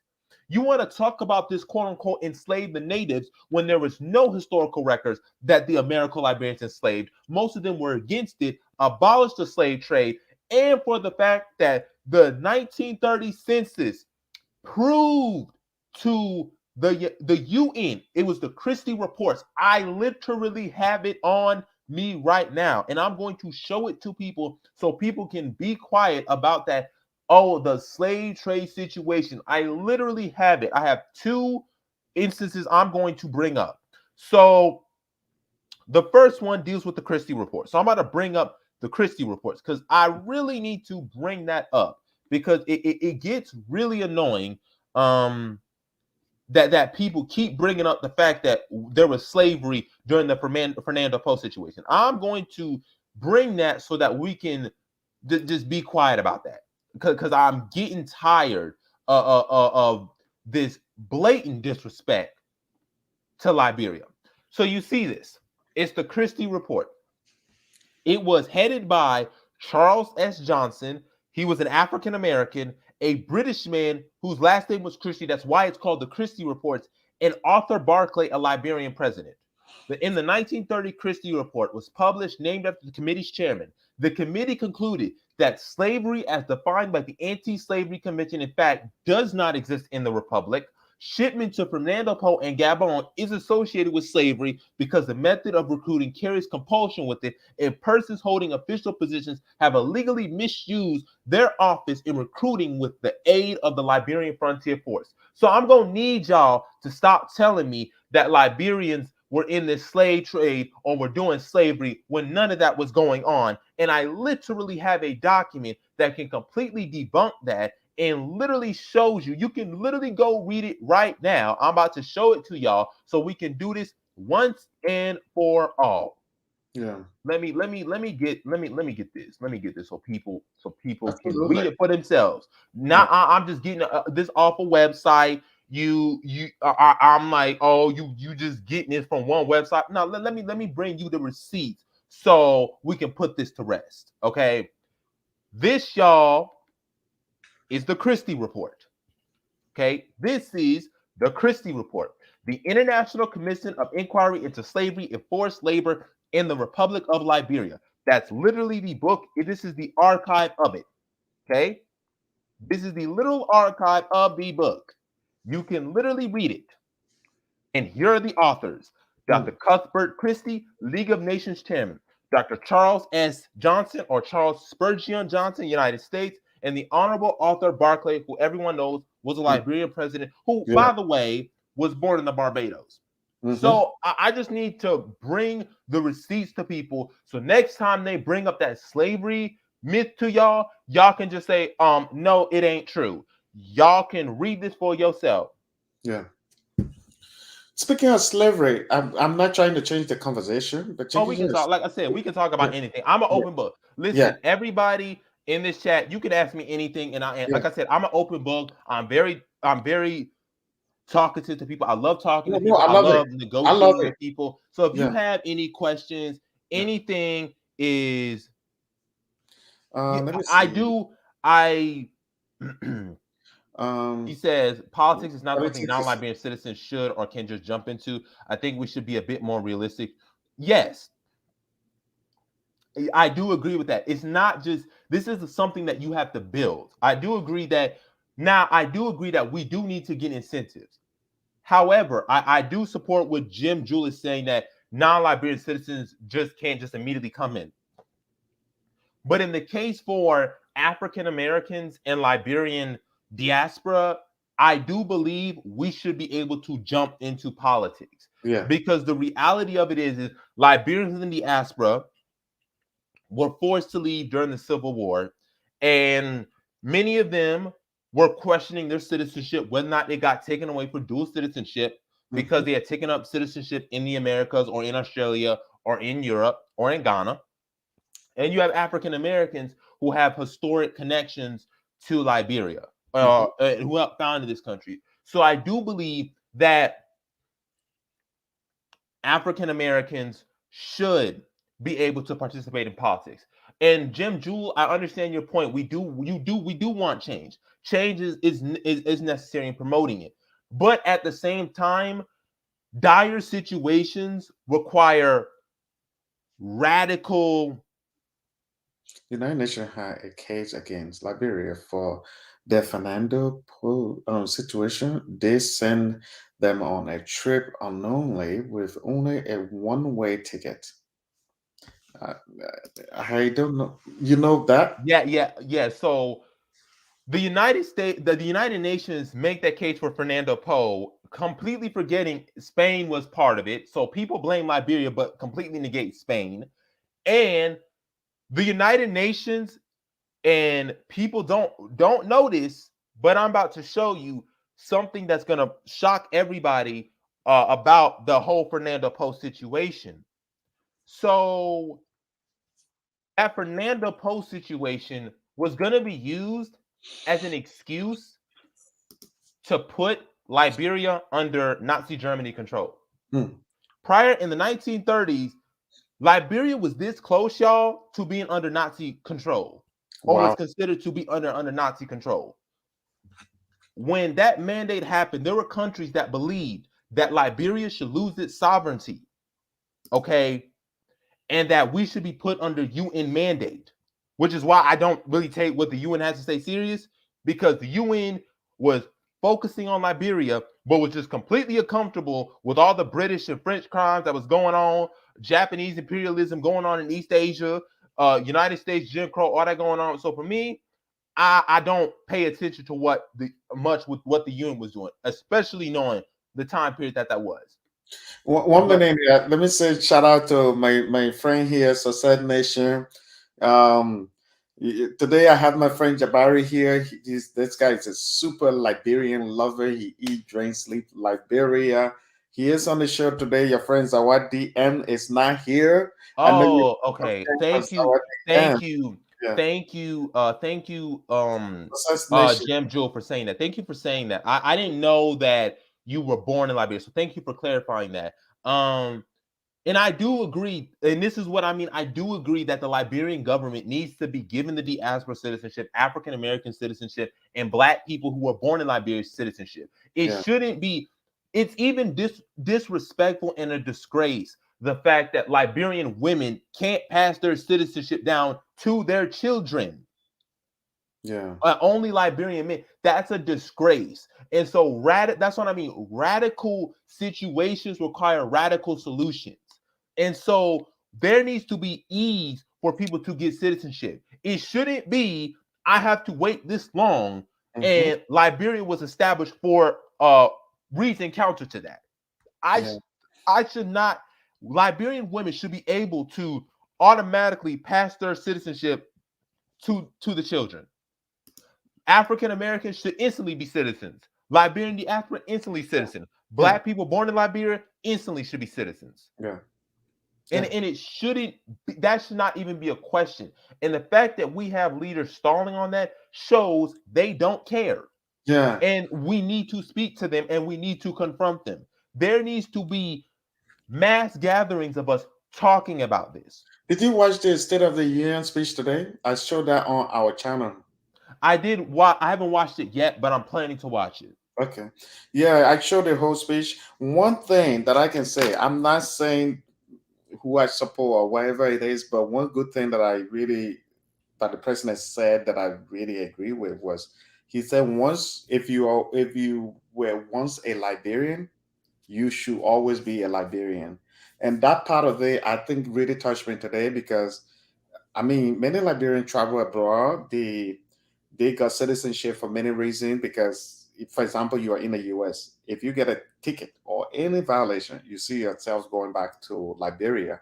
So when you come here, you want to get that citizenship because you don't want to be in a situation where you are losing everything, all the effort that you made here, it just go away. So I really respect the fact that what you were saying, Liberia were founded actually founded by African American, and so I think every African American who is someone, but one of the things I would say though, maybe you may disagree with me, but I can say this: any African American who is involved in Liberia should get a Liberian citizenship. If you Mhm. were doing things like, for example, Robert Johnson went there, he did something. If you, someone like you are always Liberian, you super Liberian, you love the country. Someone like you should get us. If you go there and get involved, like you are getting involved in Liberia, promoting Liberia, you should be able to get a citizenship. A person who lives in the United States from Liberia with Liberian blood, your children, to get a citizenship. So for me, I agree with this, because we also want people who to encourage people to go there to do something. So someone like you, other African American who want to get involved in Liberia, they should get a citizenship. They should be able to buy the land. They should be able to go there and live there. They should be able to carry a Liberian passport. I think that's one way we can encourage people to develop Liberia, to help Liberia, to even do more. But if we had saying one of the this is the thing though. Let me say this. Our people, there are a lot of people when you talk about giving people citizenship, especially Liberian that come here and got their citizenship. When you talk about that, they're like, "Oh no, the people went to other country. They took the country. They decided to become citizen of their country, so we can't give them the citizenship." But one of the problem is that whenever they are going through tough time, they call these same people for support. So I'm saying that okay, you don't want to accept the person that they are part of you, but every time you're going through a situation, you call this person for help. Let me put, yeah. So And it's and and, yeah, and I want to elaborate to Jew's point. Not only does Liberia need dual citizenship, but Liberia needs to. We need Liberia. The Liberian government needs to get Liberians involved themselves. Liberians are not getting involved when you have 85% unemployment of the youth, where Liberian children are literally just wandering the streets because they ain't got no jobs, no job opportunities. Liberians themselves need to be involved yeah, into this as well. They're yeah, not getting the education that they need. They're sitting there voting for a war criminal, yeah, and you know who I'm talking about, a war criminal who's supposed to be in jail. And yeah. this man is able to dictate in a Senate when he's committed numerous atrocities. Do you want to This call man, name? I call his name Yeah. Prince Johnson. Okay. You have a literal warlord who killed people during the Liberian Civil War. Yeah. Let's not forget, he's the reason why Samuel Doe got overthrown in the first place Yeah. in the Liberian Civil War, Yeah. along with Charles Taylor, who's just as culpable, and he's rotting in jail for 50 years.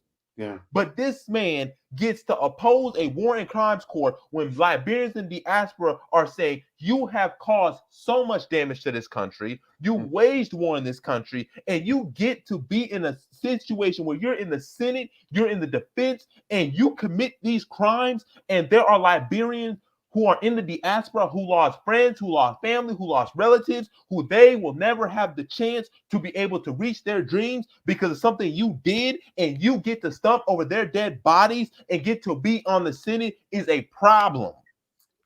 Yeah. But this is the thing though. I'm not defending Prince Johnson, but I want to say, will you blame him? He was actually the thing, one of the thing about we Liberian. I'm not making Liberia look bad, but we Liberians, sometimes we see the negative things and we turn it into positive. Prince Johnson, with all of those things that happens, they still voted him. It's like, Yes. yeah, In Nimba County, they call him the king of Nimba.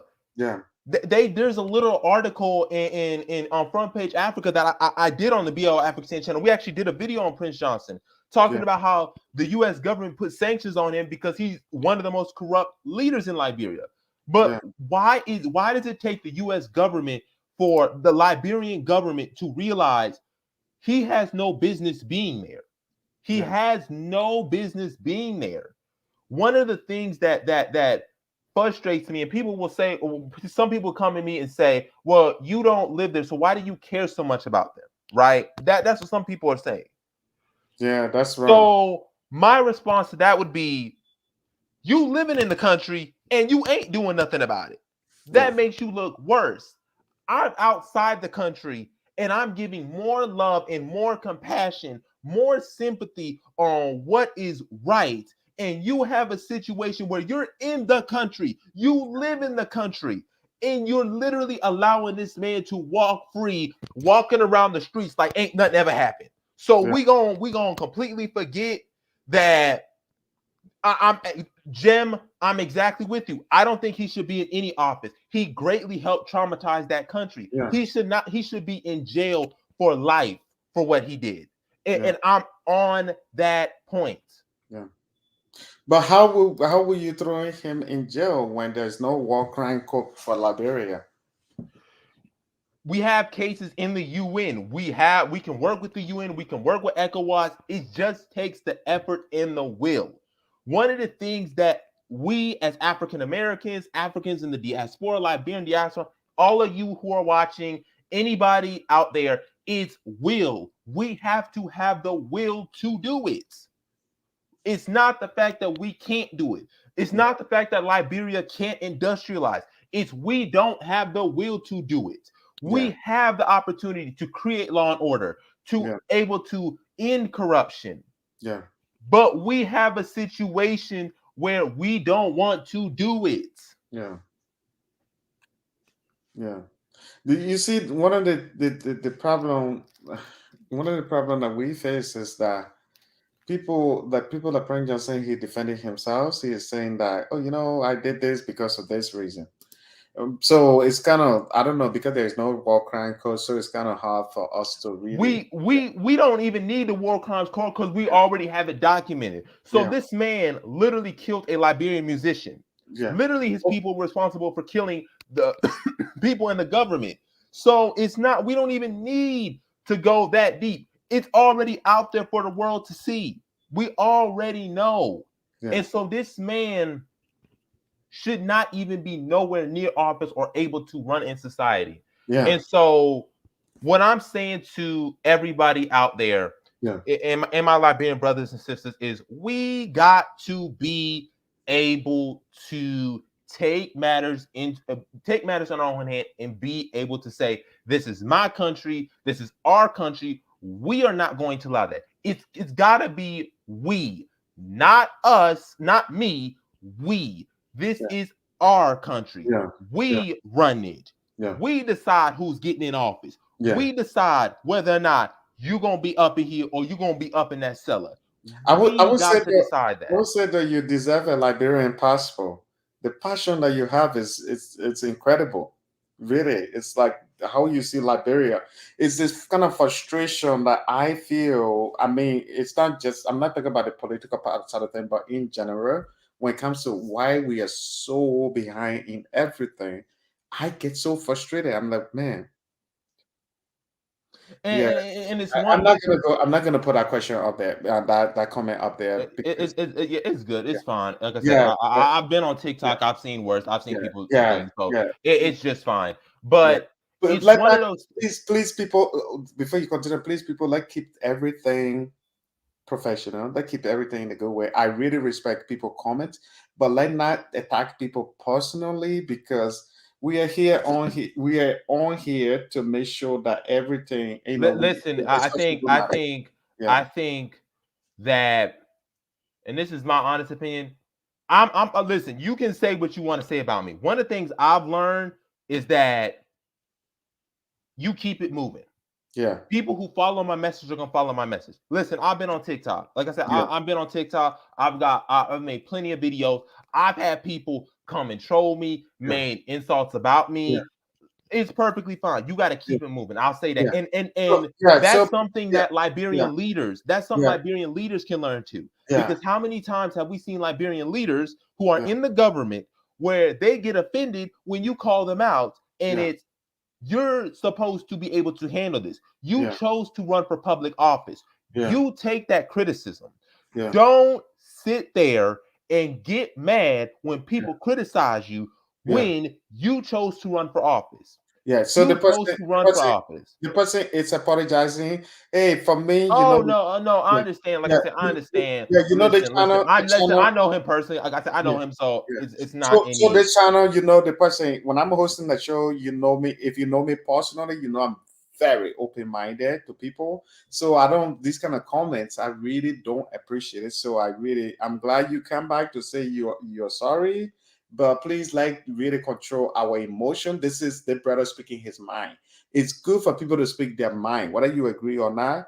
All you can do, you can counter what the person is saying. If you think Prince Johnson is a bad guy, you can say Prince Johnson is not a bad guy, and then you take it from there. But let not. And I agree with. Really attack people personally. Even when I was in Liberia, I never used to really attack people personally. No, definitely.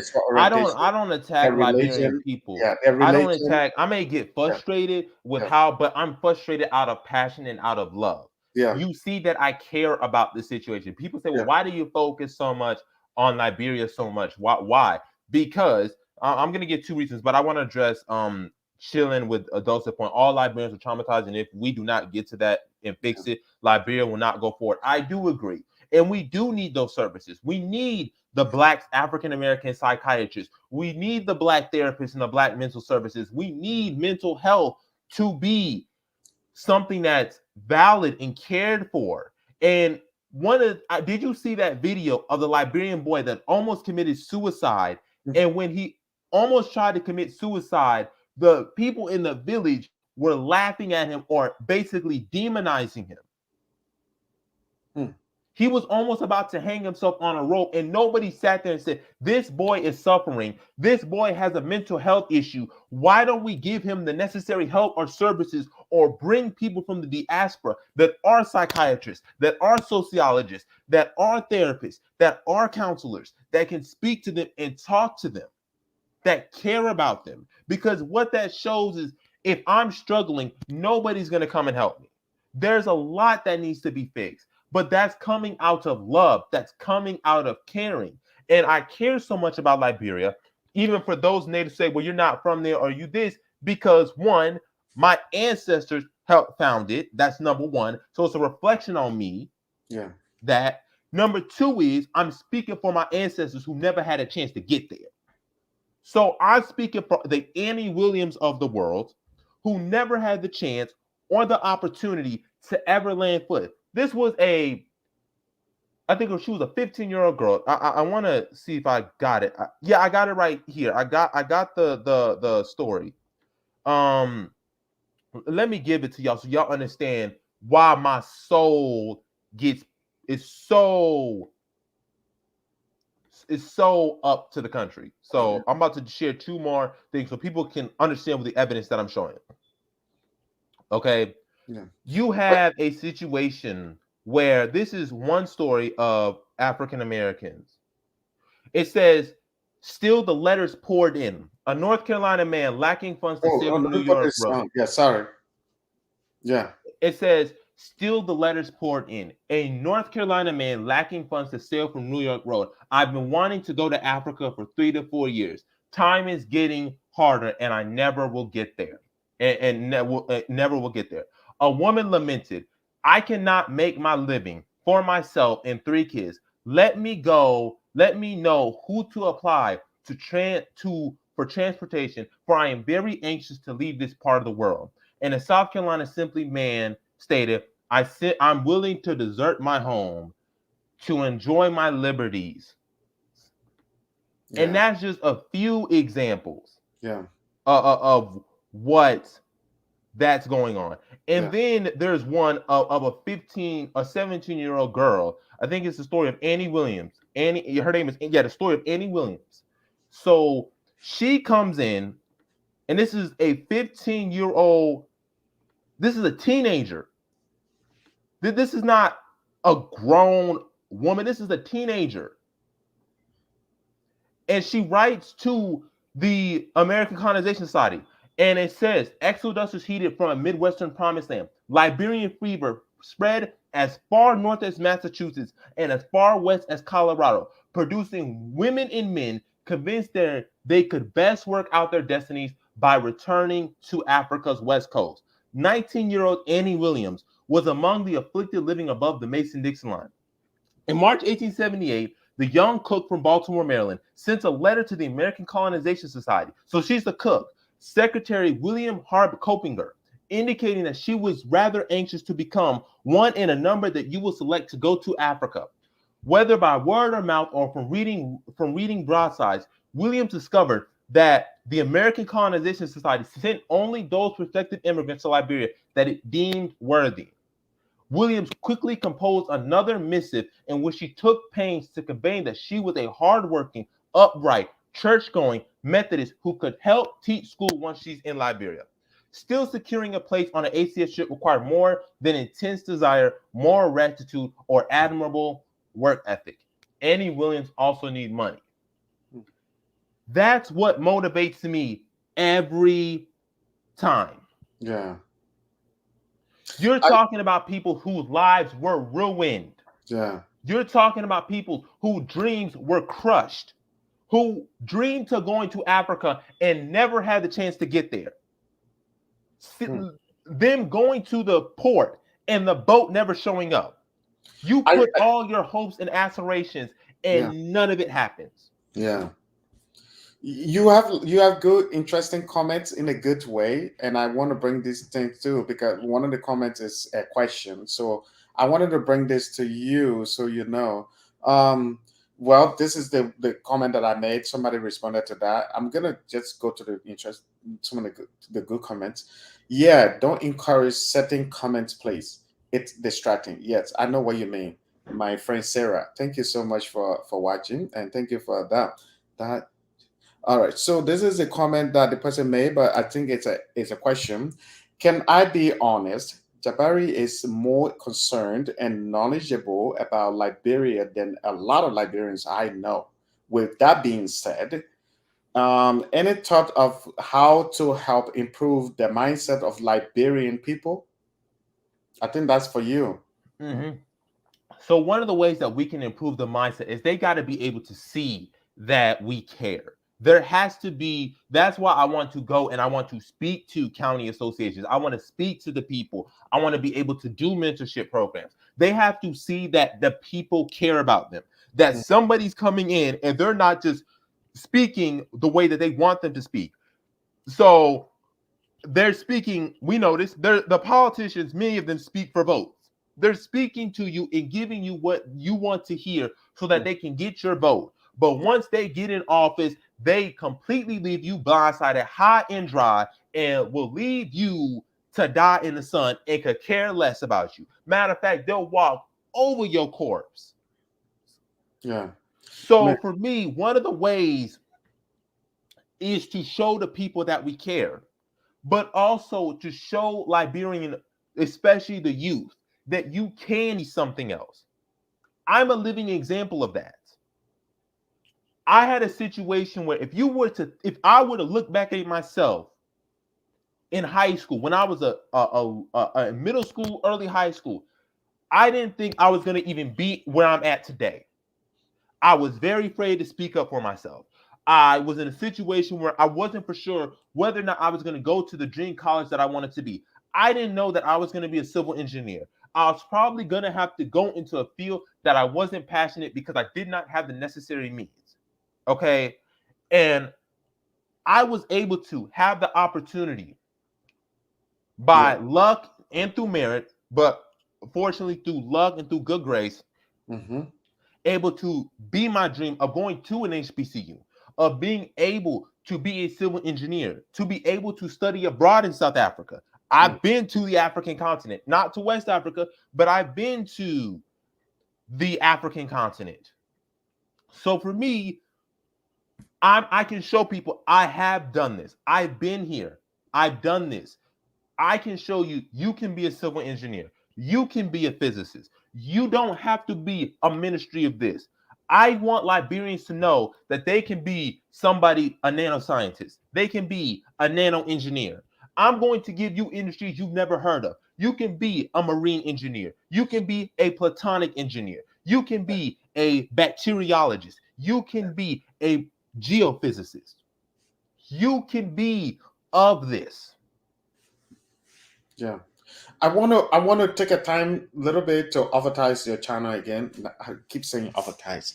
Tell people about your channel so that they can actually go there and subscribe you. If you haven't subscribed it, brother Jabari, his YouTube channel. I'm saying that with my Liberian accent. Maybe I'm not pronouncing his name right, Jabari. But this is the YouTube channel. It's called BAIO Afristain. If you are watching this show and you are enjoying what this brother is saying with his energetic, he's very knowledgeable. He is a very smart brother. If you really like what you are saying, please subscribe to his YouTube channel. If you don't like what you are saying, subscribe anyway. Then you can go there and argue with him, saying you Yeah, I'm said about this. to say, Yeah, listen. yeah, I am, like I said, I will debate anybody. I will talk to anybody. I will respond to you. I have no yeah, problem. You can say what you want, yeah, as long as you're being cordial, as long as you're willing to at least listen and at least willing to understand or correct what is wrong, then I'm willing to have a conversation with you. I'm willing to talk to you. I'm willing to do that. yeah, So for most of our channel, we do live streams on Sunday. Sisters for Nationhood are on Saturdays. We yeah, do occasionally do videos throughout the week. I have not been doing as much videos on YouTube because I've been doing more on TikTok. So I have a TikTok change Liberia narrative. Wow.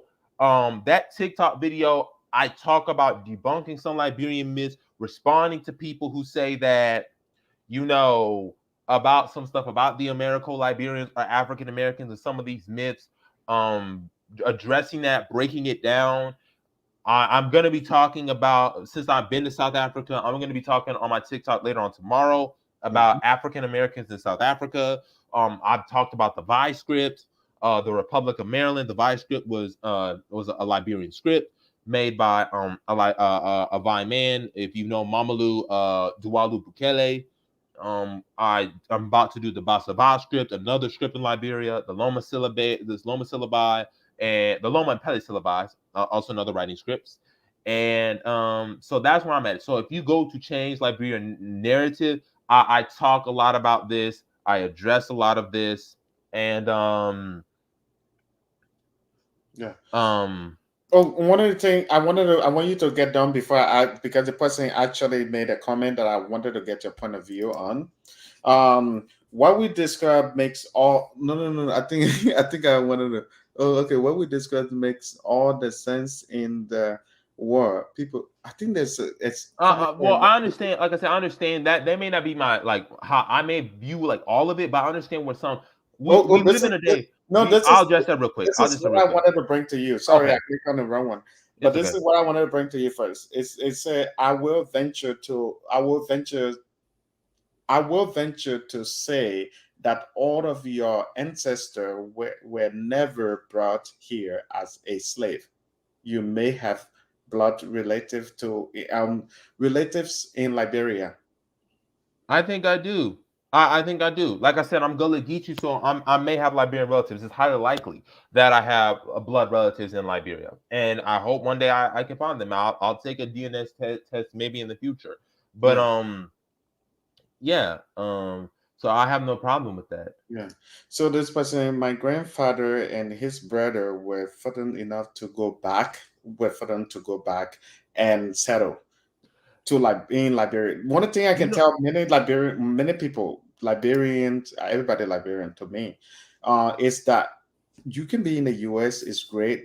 Trust me, I've been in the US for over 14 years. Good. You work hard, you make a lot of money, you can live comfortable life here.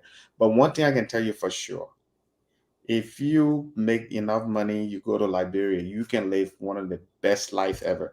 We talk about electricity, we talk about this, we talk about that. But Liberia, if you have money, trust me, you can live the best life. You can enjoy yourself with all the electricity stuff. You will still live a good life. You can have sort of thing going on. You even have running water. You will have all of these things.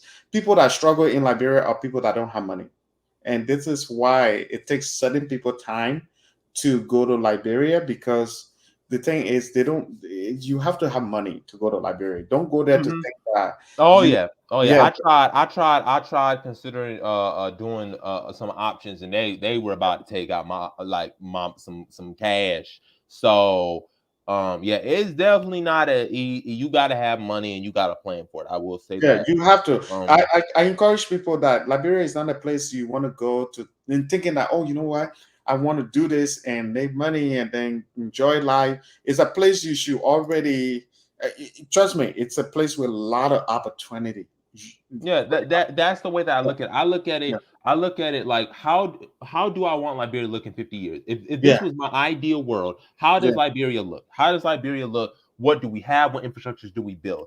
yeah, That to me is ultimately how I look at it, yeah. and that's what motivates Yeah. me every day.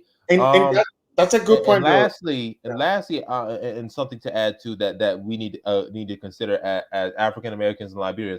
Why do we keep speaking English?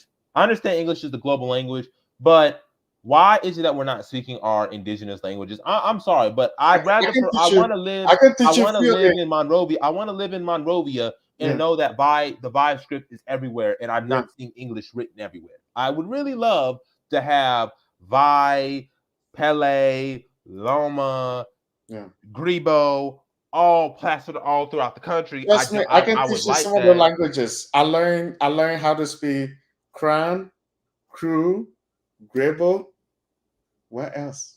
We speak it, but do we write it though? That's the thing. Oh, the writing part of it, forget it.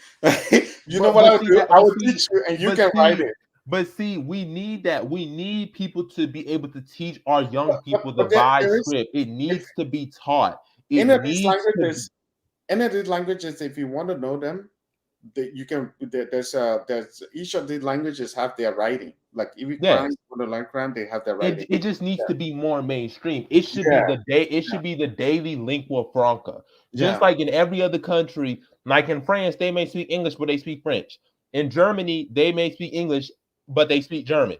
yeah, Norway, they speak Norwegian. In Liberia, it should be Pele. It should be Vi. It should yeah, be Bassa. It should yeah, be Grebo. It should yeah, be Kron. We should yeah. be speaking this every day. It should be the native language. Our television shows should be in Grebo. Television shows should be in Vi. When we turn on Liberian TV network, it should be somebody speaking straight up Vi, and that's all we hearing all day, every day. It should not be we say focus on indigenous culture, but then every day we're speaking English and Yeah. we're not worshiping traditional religions. We're literally saying we want to get back to indigenous roots, but then we're literally speaking English. Yeah. So this person want me to to teach them Grebo, and it's how to even People, say hello. I say I will, not fuere, something like that. I think it's been a long time. So we would I would think about it and teach you more Grebo, but I will. That's the one. one of the things is people tell me I had to pick a tribe, so I had to pick a tribe. I actually like all the Liberian people that Mhm. he said pick Bassa. I think it was Bassa, Basa, Kron, or Grebo. I He know said how to based speak on Basa. I know how to speak so no, Kru. it was he Kru is said so. correct. Which tribe would you have to choose? Like which tribe? If there was a people that you could choose, it was Me? Bassa, Kru. Kron, or Grebo. Kru. And I was That's completely the between southeastern Bassa, region, though. but see, I was split between Bassa and Grebo Yeah. No, because it's I good. really love the Yeah. Grebo people. I Yeah. really love. Look, If I had to choose let between me the tell two, you. I claimed Bassa because I love the Bassa Ba script and all that. So that's why I would claim Bassa. But I would claim Grebo too. Yeah. So all my Grebo brothers and sisters, Yeah. shout out to y'all. I love y'all. Let me tell you Oh this my though. god. I'm not from the Gribble tribe, but I can say this: the Gribble people are the. If you ask me personally, the Gribble people Yeah, are Jewel. Yeah, Jewel. the That's what Gribble, I said. It's difficult. It's the really Gribble people difficult to are the pick. number one. Are the number It's one really welcoming. difficult to pick. Yeah, they're the number one welcoming tribe in Liberia. If you ask me personally, the reason I will tell you, if you go to Maryland, you will realize that they are the number one welcoming tribe. Every house you go to, they will bring you the coconut nut. You know the thing. Yeah, cola nut. Yeah. Yeah, That's where Coca-Cola comes from, right? yeah. So they will bring you that, and then they will bring you pepper, like a real pepper. You don't have to eat a pepper, but they will bring that to you, and they'll bring you salt. And every house you go to, they will welcome you to that. And it's amazing. The Gribble people there are so intelligent. And I don't know, even the people in the village, they are very intelligent. They are very welcoming. I'd say they are the number one welcoming tribe in Liberia. Every tribe in Liberia, based on my experience, they have something about them. If you ask me, the Basa people, they are the number one singer. They really sing well. The Basa people, nobody beats them. I'm not from Grand Bassa County either. The crew people there, when they are in the building, they take charge. The crew people are very, when it comes to argument, you don't beat them, and they are very well spoken. So every tribe in Liberia, because for me, I'm very open minded. All the And tribalism in Liberia, my parents were never part of it. They always used to tell us we are all Liberians. So yeah, I'm for that about to say reason, that's the thing that we should not be just getting rid of our tribes. Like, oh yeah, just get rid of tribes and yeah, not, and also let's not use the word tribe. I was speaking to yeah, C. Patrick Burrows. yeah. Let's not use the word tribe. Let's use indigenous people or ethnic groups. Just Okay, is, the people, is better yeah, because they tribe actually, is oftentimes is a yeah, very so yeah. indigenous people. So I'm Yeah. gonna say ethnic So group. so so the Gribble people, they are very welcoming. The ethnic group, they are very welcoming. And certain people like the Basa people, they are very the Basa ethnic group, they are very they're good singers. The crew people, they are they take charge. They if you want crew person to do your presentation, it will be something. The crown people, they are very strong in the sense of, but when you go to Grand Jita, you realize that they are very united in Grand Mm-hmm. Jita. There's nothing beat them. If you go to other places like the Nimba people, the Gil people or the Mano people, they are very united. They stay together. If you were dating a Nimba girl, you will realize that she want to be connected more with her family. You will Mm-hmm. see that a lot. So every tribe in Liberia has something about them. Yeah. I always say this. Oh, It's I okay said to have tribe again. pride. I No, should yeah, you mention said that. tribe, but yeah, it's okay to be part of your ethnic group. Ethnic group. Yeah. You're not. It's okay for that to be Grebo, to be Mandingo, or to be Bele, or be Day, or be. I love all of them, and I Yeah. claim all of them. But at the end of the day, we all live in the same country, and when we understand that and we know our role. He says, "Did you find that Yes. Liberia was very tribal? I might have been too young, but I didn't see that most people are mixed. I mean, yeah, most of them are mixed. I'm not. Well, yeah, Yeah. No. they're very Absolutely. mixed. Absolutely. If you don't know what the crime and the Geo what's going on, but you will realize that many crime people did are Geo people and Geo people did are crime people. So I know what you mean. A lot of people in Liberia they were mixed. Yeah, they were actually mixed. I understand what you were saying. It's the Yeah. same thing. It's the same thing when quote unquote I get irritated when people say quote unquote the American Liberians never mixed. I'm like, yeah, they did. No. There's It so makes many instances yeah. where No, America no, that's it. Liberians Yeah, integrated with indigenous people. So I don't understand where people get that yeah, America Liberians never married yeah. with an indigenous people when American Liberian women literally married Hmm. I mean, for goodness sakes, the king of the vibe people literally married an African American American Liberian woman. The Historical Preservation of Society of Liberia talks about this. I don't understand where that comes from. But Yeah. yeah, So, so so now that I told you all this stuff, which ethnic group do you want to go with? So when I was on Focus on Liberia, I claimed Bassa, so I would just go with that because that's what I claimed with. I But if love it's it. it would be Bassa and Grebo. Obviously, those are the two that I would prefer, I would say Bassa go and to Grebo. Liberia, travel to 15 counties, then you can decide. Yeah, it'd Yeah, probably be and also Maryland County. yeah, Mm, yeah, I'm about to say all the indigenous people, even America, was yeah, mixed heavily. Yeah, yeah. like it's Actually, not you're right. nobody's pure of this or very not much that I know of. Yeah, But yeah, yeah, he says if you have some skills and money, you can make it well.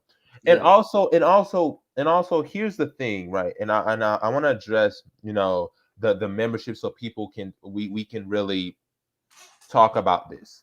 yeah, Um, I can't understand colloqua because I mean I can understand colloqua a little bit, not too much, but I can't speak it because um I, colloqua is just it's this whole different. The way y'all speak really fast, so it's kind of hard for me to that's why when understand. I speak colloquial to you, you don't see it funny because I said that ill. You're like, yeah, whatever.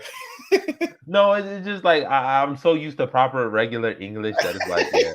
You're So like proper. that's why when it's like when it's colloquial, it's like yeah, y'all speaking really fast, and I don't Yeah. understand. Like it's just a mixture of words. But we So just gotta teach you. We gotta teach you colloquial. Are you interested in that? I don't mind teaching colloquial. No, I said we will teach you colloquial. Oh, okay. You say your hello. That's where you need to start from because if you go to Liberia, they'll say hello. Hello. No, So we dropping out the age and we just saying we just hello. say, we say hello oh, with a lot of o, like hello. Oh, hello. So you Oh, you spell it like the real hello, like oh, uh, hello. the HELLO, but then you have extra O on the side, like hello, oh, something like that. Like they'll say hello. All right, this is for another video, Oh especially my, like teaching, okay. teaching I my mean, I've already, brother. like I said, I've listened to colloquial so many times. Like I said, I can kind of understand Yeah. colloquial a little bit, but speaking it, nah, nah. No, teaching is Um, different. Even now, when I'm speaking, it sound little. Well, I still speak my colloquial. You can hear from my accent, but I mean, sometimes when I'm talking to Liberian, they said you speak Siri. I said, don't be ridiculous. I still speak colloquial. You can tell from my speech. But anyway, Jumbo, who is Jumbo? Anyway, oh, Jumbo. Jumbo, yeah. Yeah, I'm going there, so I'll definitely pick it up and talk to people when I get there. Yep, yep. Once you So come back from Liberia, you will know what's up. You will say, yeah, "Oh, colloqua. you'll be speaking Colloqua. You'll be beating your." Even my friend Zawadi, and she always beat me in Colloqua. Uh, Whenever we have the competition, when you come back, you and Zawadi M will go head to head. I'm sure. oh no, I better get well within 8 days because I better start studying that colloquium. Yeah. Yeah. So There's a yeah, question that I have though, a history question. It's not history question, but yeah. that's the kind of question that I get from African American here. Sometimes some places, my best friends don't ask me that, but some people will ask me, why do Africans sell their own people to the white people? They say that. So do you want to say something about that? Do you have opinion? Because for Can you me, I said it was particularly clarify what you mean by that? Because it sounds because like for me they would say that, oh, during the slavery, why did the Africans sell their people to why they gave these black people to white people to bring them to America, to bring them to England. For me, my let me tell you my answer that I gave them. I say long time ago Africans, they spoke different languages, and even Liberia has a lot of different dialects, and so people couldn't understand each other, and also there were territorial war going on. For that reason, people were fighting each other, and every village somebody capture, they will make the people there. They will control the people in the village. If you are powerful, your village, your tribe was powerful, or your ethnic group was powerful, you go to that village, you capture the village, and you control everybody there. And so when the people came, the European came first of all, I forgot the guy name. It was a guy who came up with the idea, because in America there were Irish people that were slaves at the time, but they said, Irish were not. A correction. Irish were not slaves. They were indentured service. There's a difference. They were indentured yeah, service. White people were yeah, never yeah, yeah. slaves in America. They were They was indentured service yeah, they were or service, debtors. but their role was a little bit different. So, but the guy came out, the guy from England. Oh man, I forgot his name. I did interview. I should have prepared for that.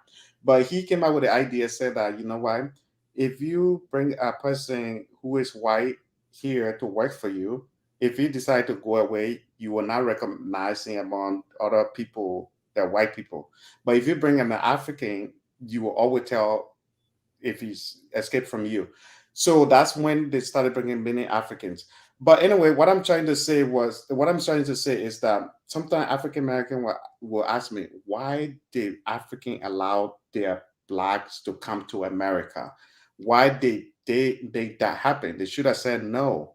But So I need so to understand that perspective, I really need a lot of African Americans to understand context, and that's why it's similar to how I did with Liberian history throughout most of this segment. I need people to understand the context of the slave trade. When the slave trade was happening, people have to understand that what the idea of race was not a thing yet. The yeah, idea of a yeah, unified black race was not a thing yet. That's number mhm, one. Number two, Liberians and other people were concerned about their nation, their people. There is yeah, no West African unity. Similar to how we like to yep, talk about how yep, Europeans were came to Africa, when we completely forget the fact that Europeans were literally waging war against each other. yeah, Nobody wants to talk about, when we're talking about slavery, that when slavery was going on, there was also the Napoleonic wars that were going on, the wars that were going on between France and England. Nobody talks about it. So this idea that there was this unified Africa and we were just universally supposed to say no, that's not the case, because different African people had different structures. So you had a situation where some ethnic groups sold more people than others. Some yeah, ethnic groups and some nations were more powerful than others. You have a situation where you have, in a situation in other West African countries like the Ashantis, the Igbos and Yorubas, where they're ruling areas that are spanning multiple countries today. yeah, But you have maybe a people like the Crew people, where they may only occupy a small place of the coast. yeah, So there's no unifying principle yet. Okay. yeah, And then, just like we can't generalize everything, we can't generalize all Africans. yeah, So not all Africans were supportive of it. There were Africans who tried to stop their brothers Oh from yeah. going on the slave The trade. crew people, for example. There were example, some of the crew people opposed it. There were Yeah, some crew people and some Bassa people who were for slavery and were waging wars deliberately yeah, to get slaves to make money. yeah. So it's not just they sold us because they didn't care about us. You Yeah. have to understand the I dynamics wish that many created African it. American knew this. I wish many African American knew this. There are some African American, like I said, most of my friends in the U.S. from college to now, they really, we are best friends because they actually know these things that you know, that it was not like that. It was based on some of the stuff were based on tribal war, were based on people who couldn't speak the same language, so they couldn't understand each other. There was no unity between Africans and other things. But I mean, like I'm glad you mentioned that about the some of the people that actually fought against it. The crew people, they are known for that. Like even And during this, also, yeah, and also the thing that people got to understand is geography. yeah, People have to understand that most African Americans only hail from like 46, 50 African ethnic groups. And the major reason why a lot of us don't have a bunch of different ethnic groups, because think about it, most African Americans hail from 40, 50 different ethnic groups. There are thousands of ethnic groups within Africa, yeah, and there are hundreds of ethnic groups within Nigeria. Why? Because there were certain areas that they went to. It wasn't like Europeans went to the interior of Africa and just got Africans. Most Africans were sold on the coastline. So the Bight of Biafra, the even some in Madagascar and Mozambique and Southeast Africa. Many people don't know that there were more slaves that left from Madagascar than Sierra Leone in Liberia in some cases. So that was going on the coastline as well. You have a yeah, situation where you have the Dahomey Kingdom that's also on the coastline that's waging war yeah, against other smaller societies. So it's not just Africans just sold us and they completely, forgot about us. yeah, It's not how that worked. It's yeah. just not. Yeah, and when they went there, it was never the intention of, it was not like that. The African didn't see it like, oh, we are taking these people to be this. It was not like that. It was not. I think it's more like it was different. It was different. All I can say was there were different languages. African couldn't understand each other, and the tribal war happened. And then when these people came, they offer certain things, like somebody mentioned, what do you think about what the person mentioned, like guns and tobacco? They were offering So a lot rum of slaves and were sold alcohol. for yeah. So a lot of slaves were sold for gunpowder, rum, which is basically alcohol. You have that's basically the primary weapons. Maybe some finished goods, but most of it was weapons and rum. Yeah, And it became and the thing about it is one of the things that also a lot of people don't understand is just like we understand systems is the system became more entrenched. One of the things that people don't understand about the transatlantic slave trade actually is that it accelerated in the 1800s, not the early 16, 1700s. We think that slavery was continuous throughout. We just think that from 1600, late 1500s on to the abolishment of slavery, Africans was just going at the same rate. So Europeans were just picking up Africans just like this, and it was consistent. yeah, Africans were being sold at a smaller number first. Then it got bigger. yeah, Then once we hit in the 1750s and 1760s, we're not talking about like 30,000 slaves coming. We talking about 300,000, 500,000. yeah, 1760s, 1770s, we almost approaching a million. yeah, 1780s and 1790s, we approaching a million. yeah. I want to ask you a question though. When I was talking about the Irish people, how they came here, they were working in America, and then somebody came out with the idea, said that, oh well, if the Irish person decide to move away from you, not work for you, you will not tell the difference because they messed up. They are white, of course, but the Africans are different, so it would be a good idea to bring the African to work for you. Can you tell me, if I don't know if you want to talk on that, like what was the difference between how the Irish people were brought here and how the African? I know African were pure slave; they were treated very different because they were black. But do you want to say more? Yeah, so Africans came here actually after indigenous people were getting decimated. So They originally came here, they enslaved the indigenous population, but there was two dilemmas. One, the indigenous people were not exposed to a lot of the European diseases, so they died off of disease. And then number two is, if you're an indigenous person and you're being enslaved by these Europeans, as a indigenous person, you know the area. So it's easier for you to escape slavery because you know the area. If I'm indigenous to North America and I'm getting enslaved in North America, I know this area. Whereas Africans, they have these diseases, they're immune to them, so they're able to deal with them. But most importantly, if we ship you here, it's harder for you to run away Yeah, because you don't know the area. that's true. So this is a completely new environment for you. And so now the fact that you are not dying off from these diseases and the fact that you don't know the area, it means you're a more valuable slave.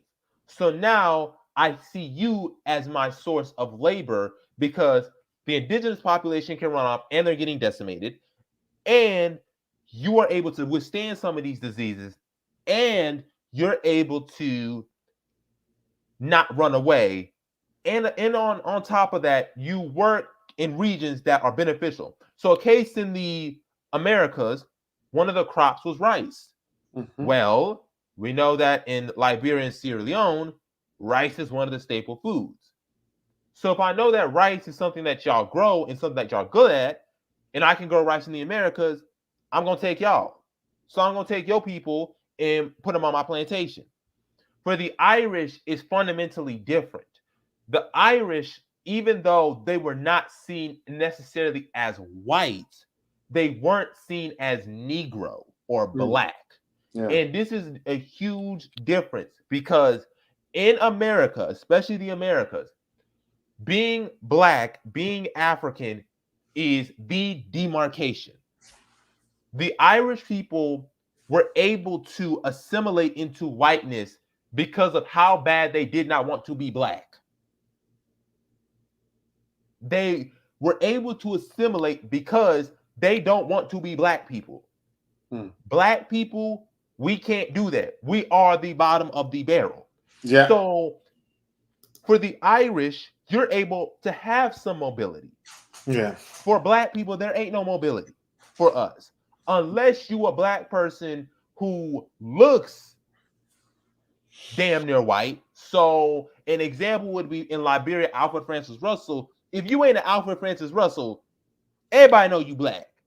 Everybody know you African, and everybody know where you come from. So it gonna be hard for you to pull off. Yeah. Hello? No. I'm still here. Sorry. So, this is some of the comments that I really want to put up here. This is this one, Sarah Clean. She said, right, it's a unique accent, and Liberian cannot hide just one syllable, and someone knows where you're from. Yeah, many times I do that. Even when I first got to know Zawadi in LA, I went to a hiking group, the hiking group that she went to, and I was speaking my Korokwa. I was speaking Liberian English. Yeah, hey, how you doing? Yeah, hello. She was like, you're from Liberia. I said, how you know? She said, seriously. So that's true, Sarah. I back you on that. Basically, so That's a yeah. referring to. Anyway, Yeah, I'm about to say. yeah. I Um, should really read this. How many times have I argued with my countrymen about the fact that we speak languages, not dialect? We have to think better of ourselves. What do you think? Is that a language or dialect? yeah. So the thing about the difference, I want people, if they can have the opportunity to get this book, really need to read this book. Let me It's put you on that mode, like the okay, yeah, yeah, it's between the Cola Forest and the Salty Sea. okay. And it What's the talks book name? about Between the what? between the Cola Forest and the Salty Sea.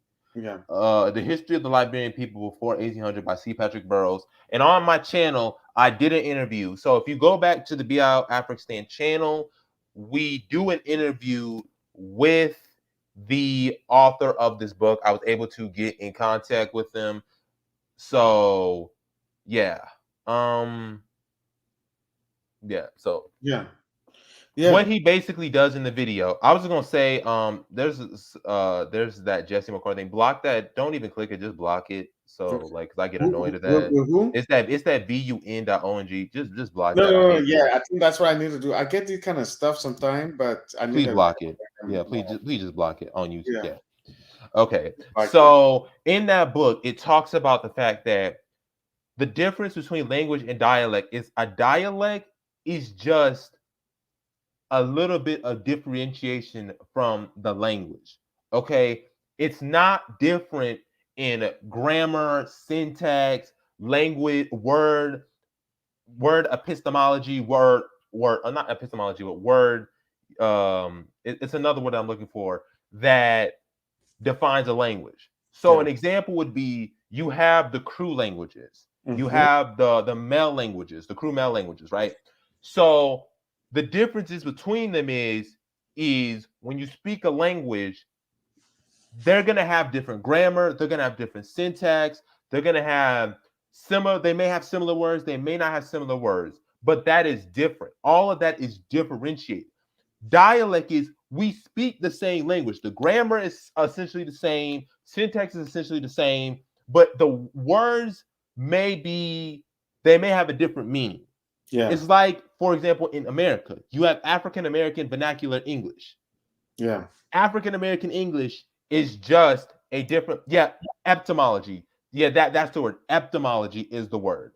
So hmm, you have a situation where African American vernacular English is literally a is a dialect of American English, of English. It's a dialect. Its base is English. Okay, its yeah, base is English. Almost, it's nearly identical to English. You might have different words and how you might do stuff. So you might say this word instead of that, or you might take out this word and you might put in this word, or you might take out a word and it might sound like that. yeah, When you're talking about a language, in a case of like Gullah Geechee language, yeah, your pronouns are different. The way that the grammar is different. So I remember hearing when you speak Gullah Geechee, instead of saying very good, you would say good, good, because that's a grammar syntax of Wolof.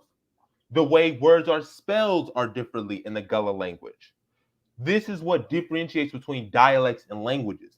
Dialects are belong to the same language, but languages are different of themselves in their syntax, in their words, and the way that you do grammar, the way that you write. All of that is different. It's not the same.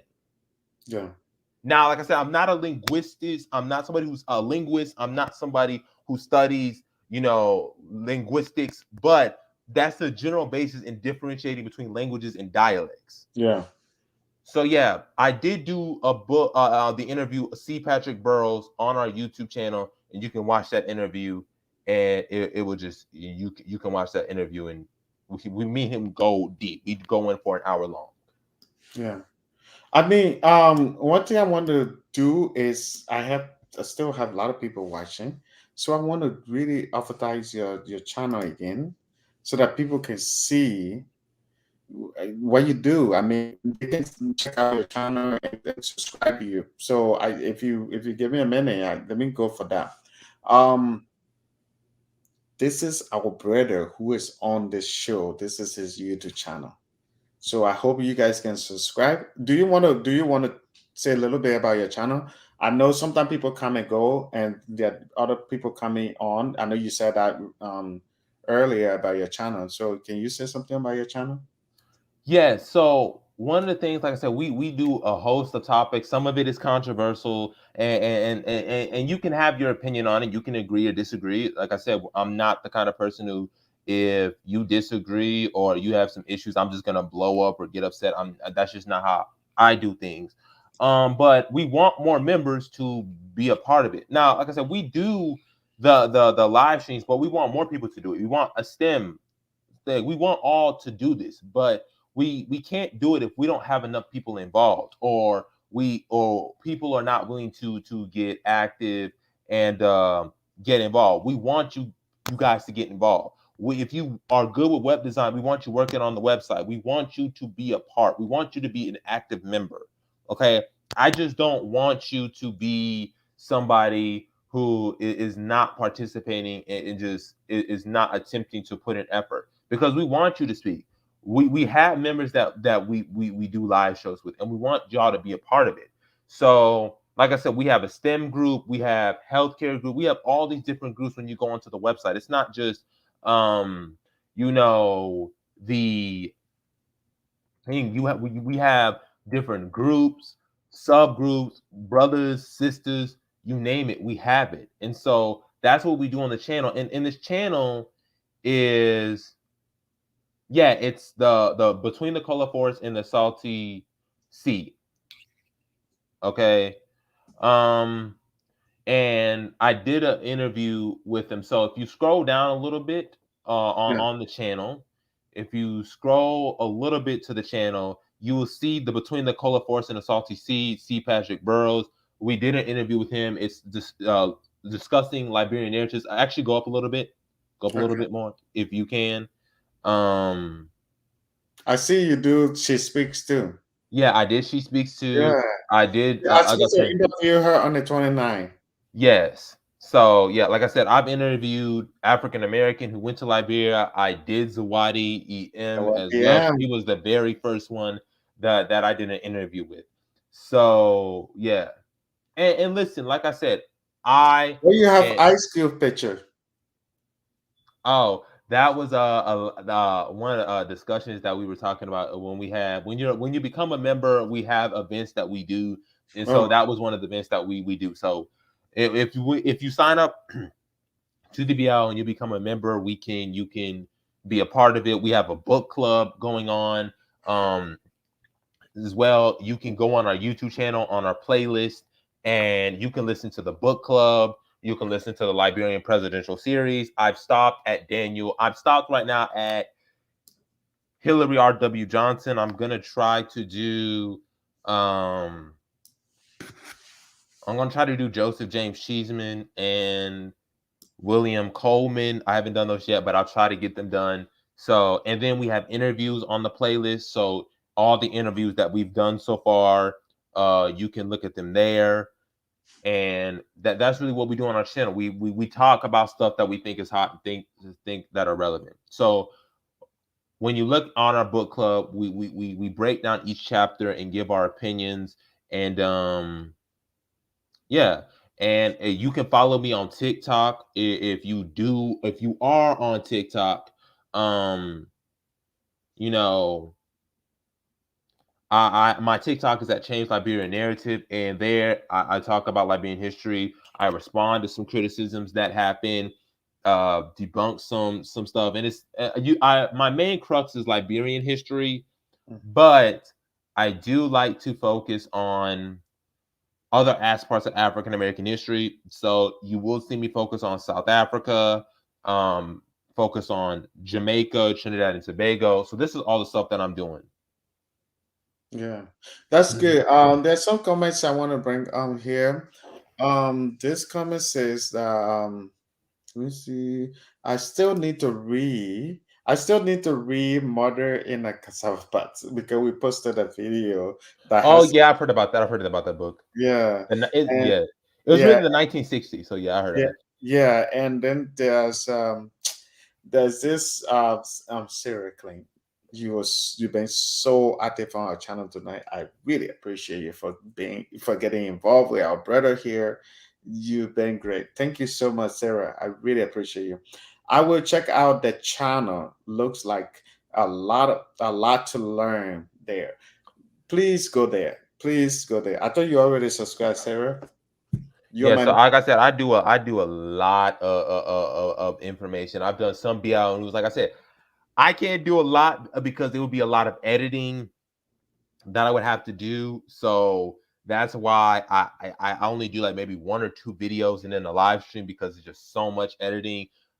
TikTok, I can get a little bit more information out. So there, if you're on TikTok, I talk about the buy script. I talk about all the information that may be going on in Liberia, such as the bicentennial and all of that. So if I'm not doing much on YouTube, definitely follow me on TikTok. And there, I give out a lot of information, and it's change underscore uh, Liberia underscore narrative. And Okay. so that's what I do. So just put change underscore Liberia underscore dot narrative, and you can follow me there, and if you can, and if you want to privately message me on TikTok, I'm more than glad to do that.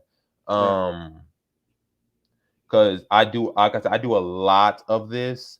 Yeah. So, and like I said, I'm only halfway through the presidential series. Like I said, the presidential series, most of is like you're going to be spending 5 to 10 minutes Yeah. at the minimum.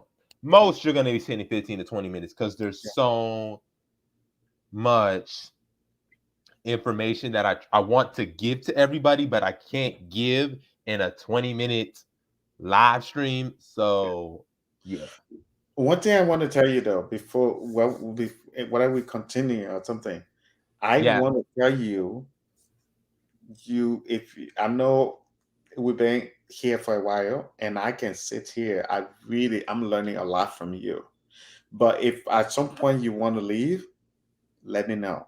Oh, I'm gonna leave in the next 10 minutes Yeah. because I Yeah. have I have classes at 8 a.m. So I do Yeah. have to get Yeah, I want going. to give you the option because I feel that it's too late to you. I'm here on the East Coast and it's nine. Yeah, It's just no. The reason why it's on a Monday, on a yeah. Tuesday, I probably could have kept going a little On bit a more Tuesday. because yeah, because Man, Tuesday it would have been I should have done this because on a Tuesday Tuesday. would have been an hour back, but Yeah, I have I an should 8 have. a.m. class, so like I said, I have to get Yeah, really like yes, I have to get some rest and that. But yeah, so yeah. basically, Let me put some comments up here. I think they are a little bit interesting. Just need to watch after this live. Thank you for hanging around. You can always watch him after this. Um, and also I did an interview with Focus on Liberia. So if you watched Focus on Liberia, oh yeah, yeah, um I did an interview talking about the Liberia African American connection. So I have that video. So just type in Liberia African American connection on yeah, YouTube, yeah, and you will see Focus on Liberia, and you should see the video of me talking to the anchor of Focus on Liberia to about the Liberia African American connection, talking about debunking some of the stuff, and how we can connect and grow today, and answering some of the questions, yeah, um and giving hypotheticals. So that's something you also might want to tune in. And like I said, one of the most important things I tell people is whenever, even if I disagree or I say something, I don't go from a position of malice. I'm the kind of person, if you're coming at me with genuine, you care, you're concerned, I'm glad to take it. yeah, I'm glad to talk. I just That's just me. And yeah, so I look forward to going to Liberia in May once I graduate. So, and speaking to people, helping the country in the future, changing the direction of the country, and making Liberia something to be proud of. That's ultimately what matters, is to make it something to be proud of. I want every African American to be proud of that country, to know this is your country. This is the flag was designed by African American women. We have indigenous African scripts such as the Bai script, the Bassa Ba script, the Loma syllabi, Loma syllabary, the Pele syllabary. We have the Don figure in terms of religion, the mask. We have good food. We have tropical climate. We have some of the largest rainforests in West Africa, the pygmy hippo. There's just so much that we have to be proud of. It's just we really have to look deep within at ourselves you. and ask, what Look is at it that we want?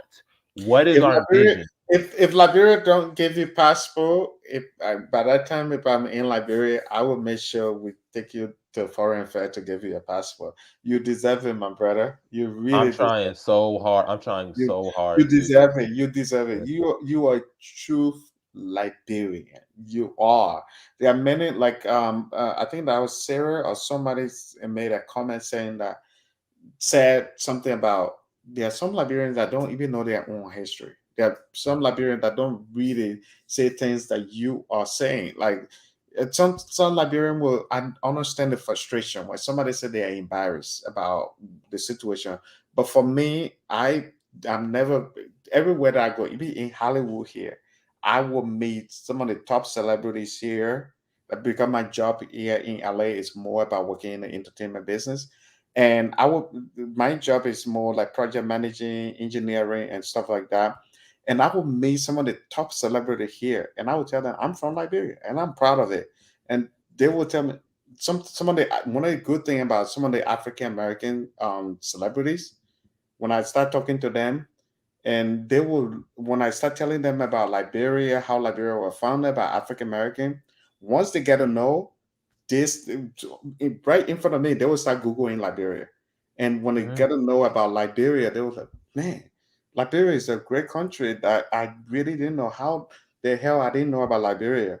Some of the people I get to talk to them all the time. So it could have really have somebody who already know about Liberia that you don't even have to explain to about Liberia. This is why I believe that the Liberian government really need to do something to encourage people. The more we get to encourage African Americans, our own Liberian brothers abroad, the more our country will be developed. And I think every Liberian, please don't give up on Liberia.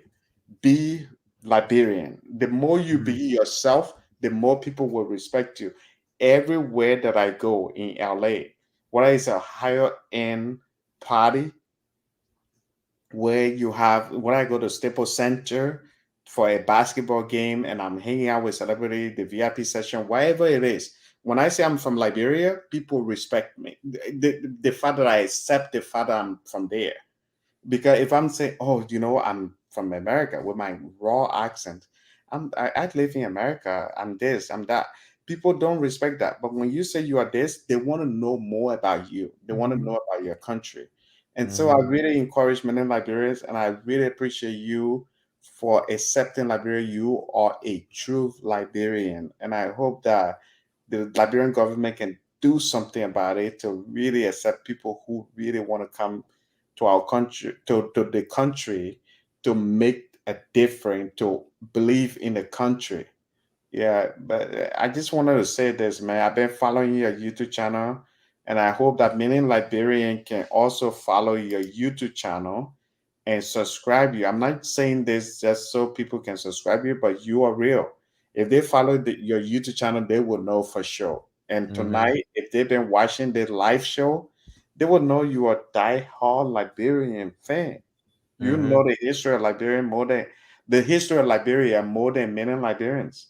Mm-hmm. Yeah. So And I I would like to wrap things up and basically say that absolutely. if you're not happy about what was going on, we need to be about it. It's one thing to say I'm not happy to how Liberia is. At the end of the day, we have to ask ourselves, what are we doing about it? That's Yeah. why I reached out to all the county association. That's why I reached out to you. That's why I do all this research, because what are we going to do about it? That's why I need Yeah. everybody on here to Yeah. understand you are needed. Everybody, even people that I have beef with, if they're willing to work with me, I'll work with them. Because at the end of the day, we need a functioning government, we need a functioning society, and it starts with you. Mhm. It doesn't start with me. I Yeah. may be great with this knowledge, I have all this knowledge in the world, but it don't matter if I have all this knowledge if ain't nobody coming with me. Absolutely. I can't sit here and be doing all this and ain't nobody coming with me, Yeah. because I'm just on an island and thinking that that I'm going to do it. I'm not a one man army. I'm not going to save this world. Yeah. I can't save this world. It's beyond my control. Yep. But what I can do is I want Liberia to know, and I want people to know that I want to see Liberia what it was supposed to be, and the dreams that were crushed, such as with Garvey, McNeil Turner, and that. But I want Liberians to look back at me Yep. when I'm gone, when I'm in my grave, and say, this dude was part of that generation that changed it. This was the dude Yeah. who galvanized the troops, who galvanized people, who made people feel they were a part of it. I don't want you to just listen to me and just think, oh man, this brother is real. Like, yeah, I'm real. I am. But so are you. You are real because you're listening to me, which shows that you care. And many of y'all have been here for hours, which shows me that you care.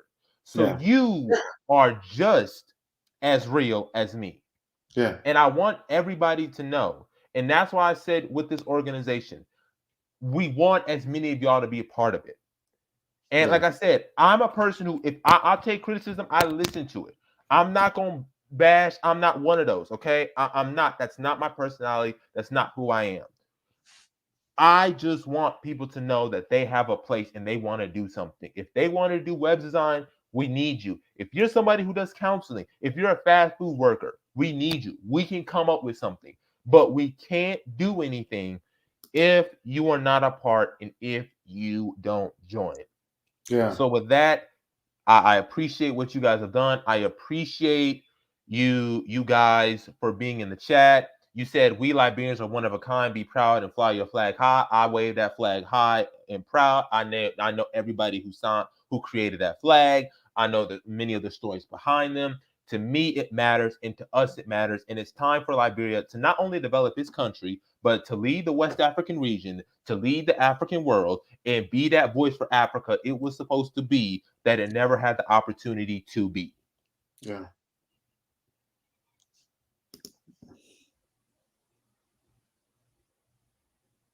He said, I was the only master who ran for Liberia. The other athletes wanted to take photos of me when they saw the name Liberia. Wow. Absolutely. That's the thing though. We Liberians, we don't know what we have. We have that vibes that every African and other people love about us. I've met Ghanaians, Nigerians who are in the US, and they really love Liberia for some reason. They see the vibes in it. Michael Jackson made a song Liberian Girl. Other people, there's something about Oh like, yeah, Michael Jackson. Yeah. yeah, there's something about Liberia that people really love. But anyway, it's a different story for a different time. I don't want to keep you up too much. I know you have something going. Yeah. But It's good.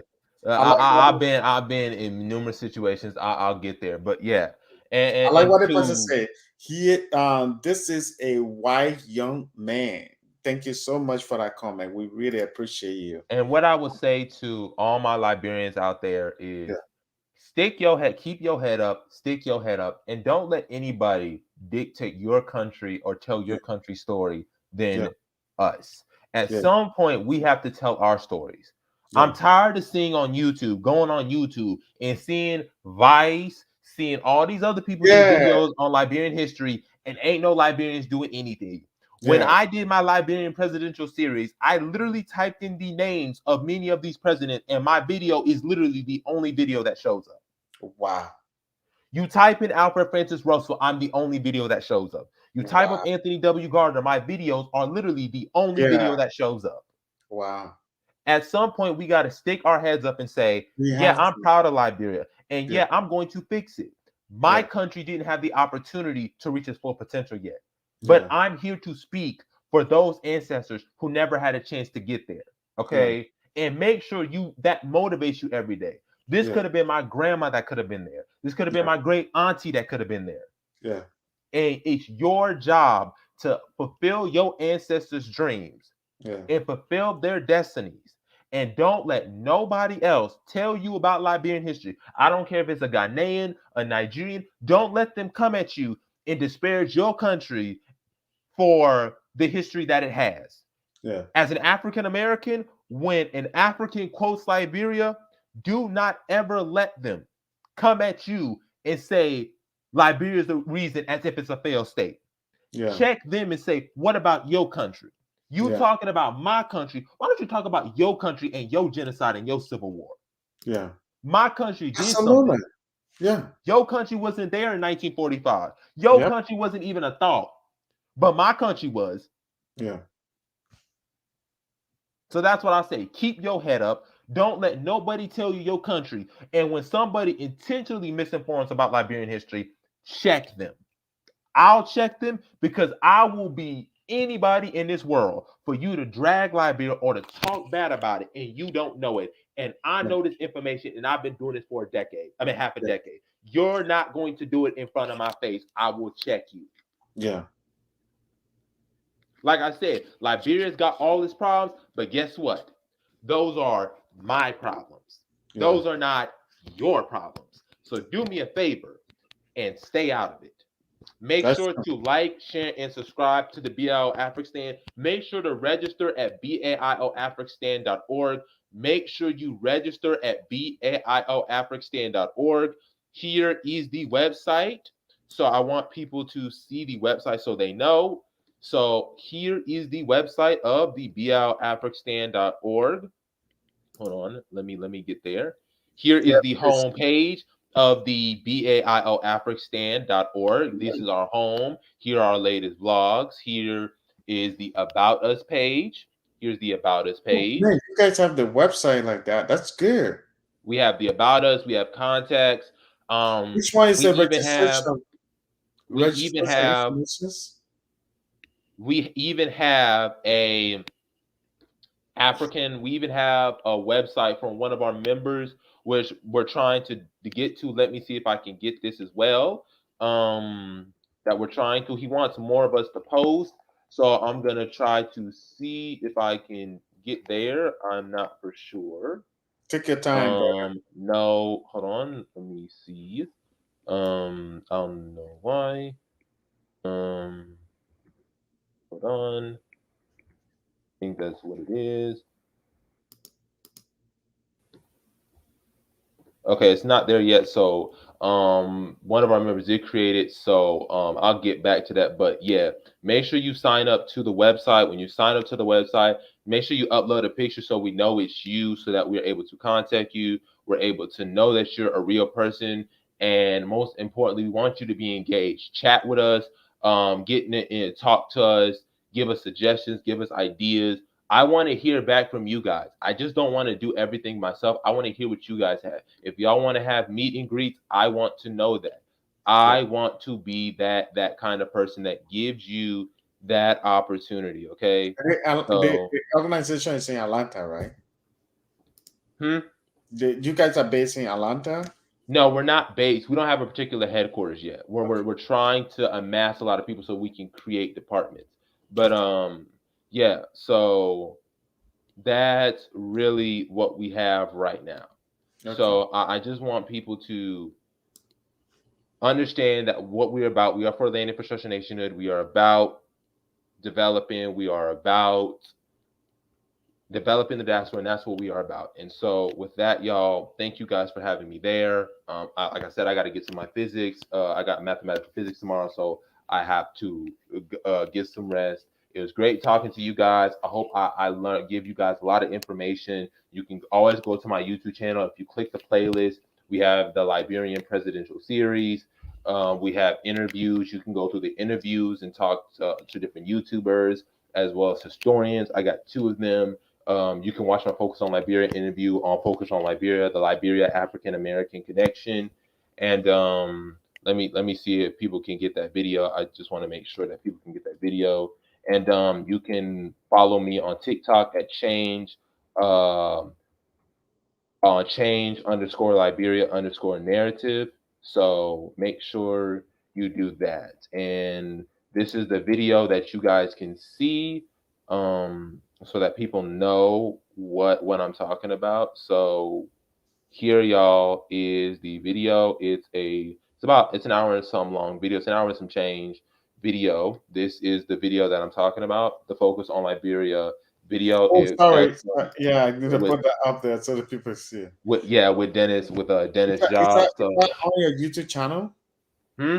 Is that on your YouTube channel? It's not on my YouTube channel. It's on the Focus on Liberia's YouTube channel. Okay. I will do a throwback and post that video on our YouTube channel. But if you type in Focus on Liberia, they focus on Liberia as well. And you can watch that video there. Yeah. So what I would do, I would download this video and try to see whether we can email it to you, and you can post it on your channel. Yeah, so I plan on posting it on the channel so people can read. So that's everything. I know I gave y'all a lot of information. Go back to this video, pause if you need it. But yeah. One thing I want to say before you go, I'm very happy to have you here. I've been really wanting to have you on the show. The fact that you really love our country, I mean our country, you included. And the fact that you came here tonight, your energies was great. People really commented tonight. You're one of the most watched people on the channel, and I really appreciate you for coming. And I hope we can make plans. You can always come on the show. We can talk about stuff, and yeah, we can always do that. I really, if it's up to me, I will want you to come here every week. But I know you're a busy guy. You're a Mhm. busy person. But tonight has been so amazing. You are a great person to have on the show. I appreciate you. No problem. Make Yeah. sure subscribe to the website and follow me on TikTok if you haven't. And I'll get back to you guys later on as time progresses. So it was a great pleasure speaking to you. Thank you so much. All right. Have a great night. You too. All right. All right. I just want to say thank you guys tonight for watching. This brother was so great. He's amazing brother. He's very serious about things he do, and he's serious about Liberia. He's very patriotic about Liberia, and I hope that a lot of you guys go and subscribe to his YouTube channel. This is the YouTube channel. This is BAIO. I've advertised this in the past, and I hope we can get this brother to 1,000 subscribers. Please do that. Let's subscribe this brother even more. But please subscribe this brother YouTube channel. It's there. Usually I will type it in, but this is it. Please subscribe him. If you can subscribe him, I'll be very, very happy. This brother been very involved in the Liberian community. He been promoting Liberia. Nobody knows the history of Liberia more than this guy, and I really appreciate him a lot. You are so much appreciated, brother. Yeah, thank you so much for watching tonight. I think Umoja, if am I pronouncing it right? Umoja B. If I'm pronouncing it right, let me know. If no, sorry that I mispronounced your name. But yeah, I really appreciate it, brother, for coming on the show. That's his website, that's his YouTube channel name. But I've been sitting here for a long, long, long time now. Wow, it's been 3 hours. It never felt like 3 hours. This brother, he's so great when it comes to Liberia. I like anybody who put Liberia first. Like the only way our country will be developed is if you put Liberia first, and this brother is all about it. I always give the example, even the great country like United States that are very developed, American put their country first. And there's a TV series called documentary called The Man Who Built America. And what happened was they're businessmen. It's not just politician. When you watch the show The Man Who Built America, you see that there were businessmen, investment happened in Liberia. So the same thing everywhere, every great country, there are people invested in their own country that make their country better. So we Liberians need to really step up to do something. The idea of to say, "Oh, I'm embarrassed because my country is bad," I don't think it's the right way to go. I understand your feelings, but at the end of the day, it shouldn't be because um of that. It should be more about us encouraging doing something, encouraging people to go back to Liberia and make Liberia better through business. You don't have to be run for office. You don't have to be certain. But if you invest in the country, if you invite 2 to 3 African American or other people to Liberia, it will change our country. If you go to Monrovia, you see Monrovia is dirty. Try to, if you can talk to the mayor, say this is, you come out with idea, not through the idea of being a opposition, but being a good citizen. Say, you know what, even though I didn't vote for the government, but I think we all can work together and make things happen. I think they will listen. But we all have to work together to make Liberia better. So tonight, that's my final message. If you've been following the channel, you know that That's it. What we do, we encourage people to go back home. I don't encourage people to say you go there, you're gonna be the wherever good country you live in. You should really expect disappointment. You should expect traffic. You should expect car traffic coming towards you, like car, motorcycle, or another car coming towards you, opposite directions. But all of these things, if you go there, you're gonna have fun. If you go there with the intention of saying, I'm just going to my home country, there's no feelings that is greater than going to your country. The country, whether you are American citizen now, but you are originally from Liberia, or you were born here by Liberian parent, that feeling is greater. Trust me, you go there is different. You will, if you, but also go there with the intention of making a difference. Don't go there with the intention of thinking that, oh, you know what, I'm gonna have people coming to me and they're serving me, everything will be great. No, go there with the intention of something really good. So I really appreciate you guys for watching tonight. There's no way it's greater than home. There's nowhere is like home. That's true. Nowhere is greater than home. So if you have that mindset, you go to Liberia, you're gonna have fun. We have our friends Awadi M. She was there. She's there recently. I think she's making her way to the U.S. But one thing that I asked her, I said, "Why do you like Liberia with all the things there, all the problems?" She said, "Well, because I don't go there with the mindset of saying that I'm gonna see it like America. When I go there, I go there to help people, to create jobs, to create businesses. So it's the reason why people like Zawadi M will go to Liberia and Do you believe in oh, sorry, she will go to Liberia and try to make the difference there. So the same thing. I mean, many of you need to go to Liberia and try to make a difference in Liberia. Go there with the intention of not just the idea of saying, "Oh, that country is bad. I'm not going there again," but go there with the intention of saying, I'm gonna type Zawadi M, the person I'm talking about. This is Zawadi M. You can subscribe to her YouTube channel. This person, if you follow her, you will see the kind of person she is. I mean, this girl, she is always promoting Liberia. She's had businesses in Liberia. She is always trying to promote Liberia on a higher level. And she's not just promoting Liberia, but she's also making a difference in Liberia. So this is why we all need to really promote this girl. Check out her YouTube channel. I think maybe I can quickly play one of her videos so you guys can see. Well, With MailChimp, you can guide customers and their furry friends along the path to purchase where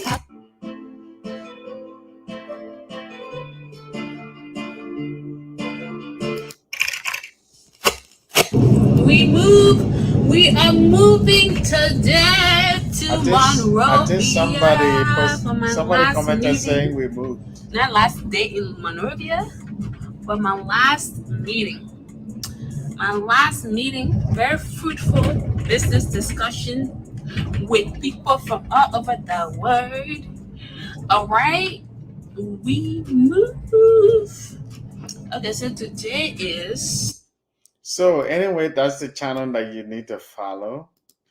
Yeah, that's the channel that you need to follow. Zawadi M. This girl, if you want to know anything about Liberia, this is the girl you need to really get in touch with. Her email is zawadm21 at gmail.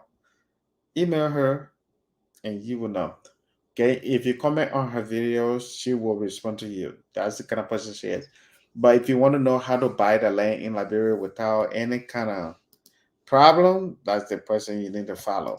So this is the person. I don't even tell you that, hey, I'm the person that will give you the best advice when it comes to buying a land, building a house in Liberia. If you ever have the intention of doing that, she's the one. She is a problem solver. She's based in the US. However, she has a lot of businesses in Liberia, and she's always helping people to go right home. Anyway, if you haven't subscribed Liberian TV Network, please subscribe. If you haven't followed our Facebook page, please follow it. If you are on Facebook, you haven't followed our YouTube, check out our YouTube channel. And I'm gonna go. I've been here for a very long time. Yeah, this person said yes, she is on point. Thank you so much for commenting. But yeah, what I would say is you can subscribe to RDM. That's her YouTube channel right there. I try to promote a lot of Liberian and their YouTube channels. It's not about, oh, because I have the other people. No, I want to encourage people to go to Liberia. So I want to thank the brother tonight, BAIO from BAIO channel. His name is Jabari. He was on the show. If you missed it, you can watch the video over. Um, Anyway, thank you so much for watching. I appreciate you. I'll always try to find people to interview, and we all can learn from them. And tonight, there's the history of Liberia type of interview. And next time, it could be business interview. Another time, it could be people who are experiencing Liberia. I have interview coming up. In case you know the girl called She Speaks To, she's her interview is supposed to be coming up. I Somebody mentioned this girl, Randa Yuri. She and I we had a discussion, and I supposed to interview her. So you guys look forward to all the things. I will try to interview people. One of the reasons I slowed down a little bit is because I'm trying to find the right person who can do all these live show interview people because in the USA I can get busy sometimes with my job. So I hope you guys. One thing I want to encourage you guys tonight. I know somebody commented something and they took it back, but let's just be professional with our comments. I mean, the channel is known to be a channel that I really appreciate everybody, and also, um, thank you so much for commenting. I appreciate you chilling with Decent, Decent B. Sorry if I pronounced your name right, Decent B. But one thing I want to know, the channel is known to welcome everybody, and no matter who somebody is, it shouldn't be something that we, for example, somebody commented the person was gay, and that for me, I really don't appreciate that. For me, I'm 100% straight. In case you don't know, I'm 100% straight. I like girl, but I know how I feel to like a girl, but I don't know how somebody feel to like whoever they like. It's not my business. My business is to come here and give you information and invite people from different background, different religious group, different tribe, different thing. It's not my business what they do after my show or who they are. I respect everybody and I welcome them to our YouTube channel. So for me, when we come on the show, I hope our comments can be a little bit professional. But one of the things I tell people all the time that our YouTube fan and our viewers are very welcoming. They are very engaging, and we should keep it like that. I appreciate you guys for always watching our channel. We will try to do better to bring you guys better content. Now you know how my voice is going. That means thank you guys, by the way, for always watching my YouTube channel. The last time I went on the East Coast, a lot of people recognized me that you're that guy from Liberian TV Network. I said, oh, so I'm the guy from Liberian TV Network. You guys don't know my name.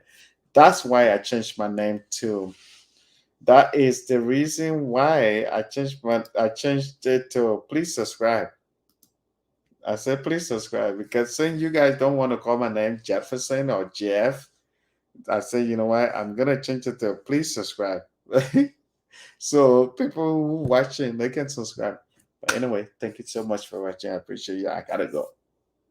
In California, it's after 9. Other places say after 12. But thank you to all those people that still watching. I appreciate you. Your loyalty. It's great. I love it. Have a great night. Peace. Bye bye.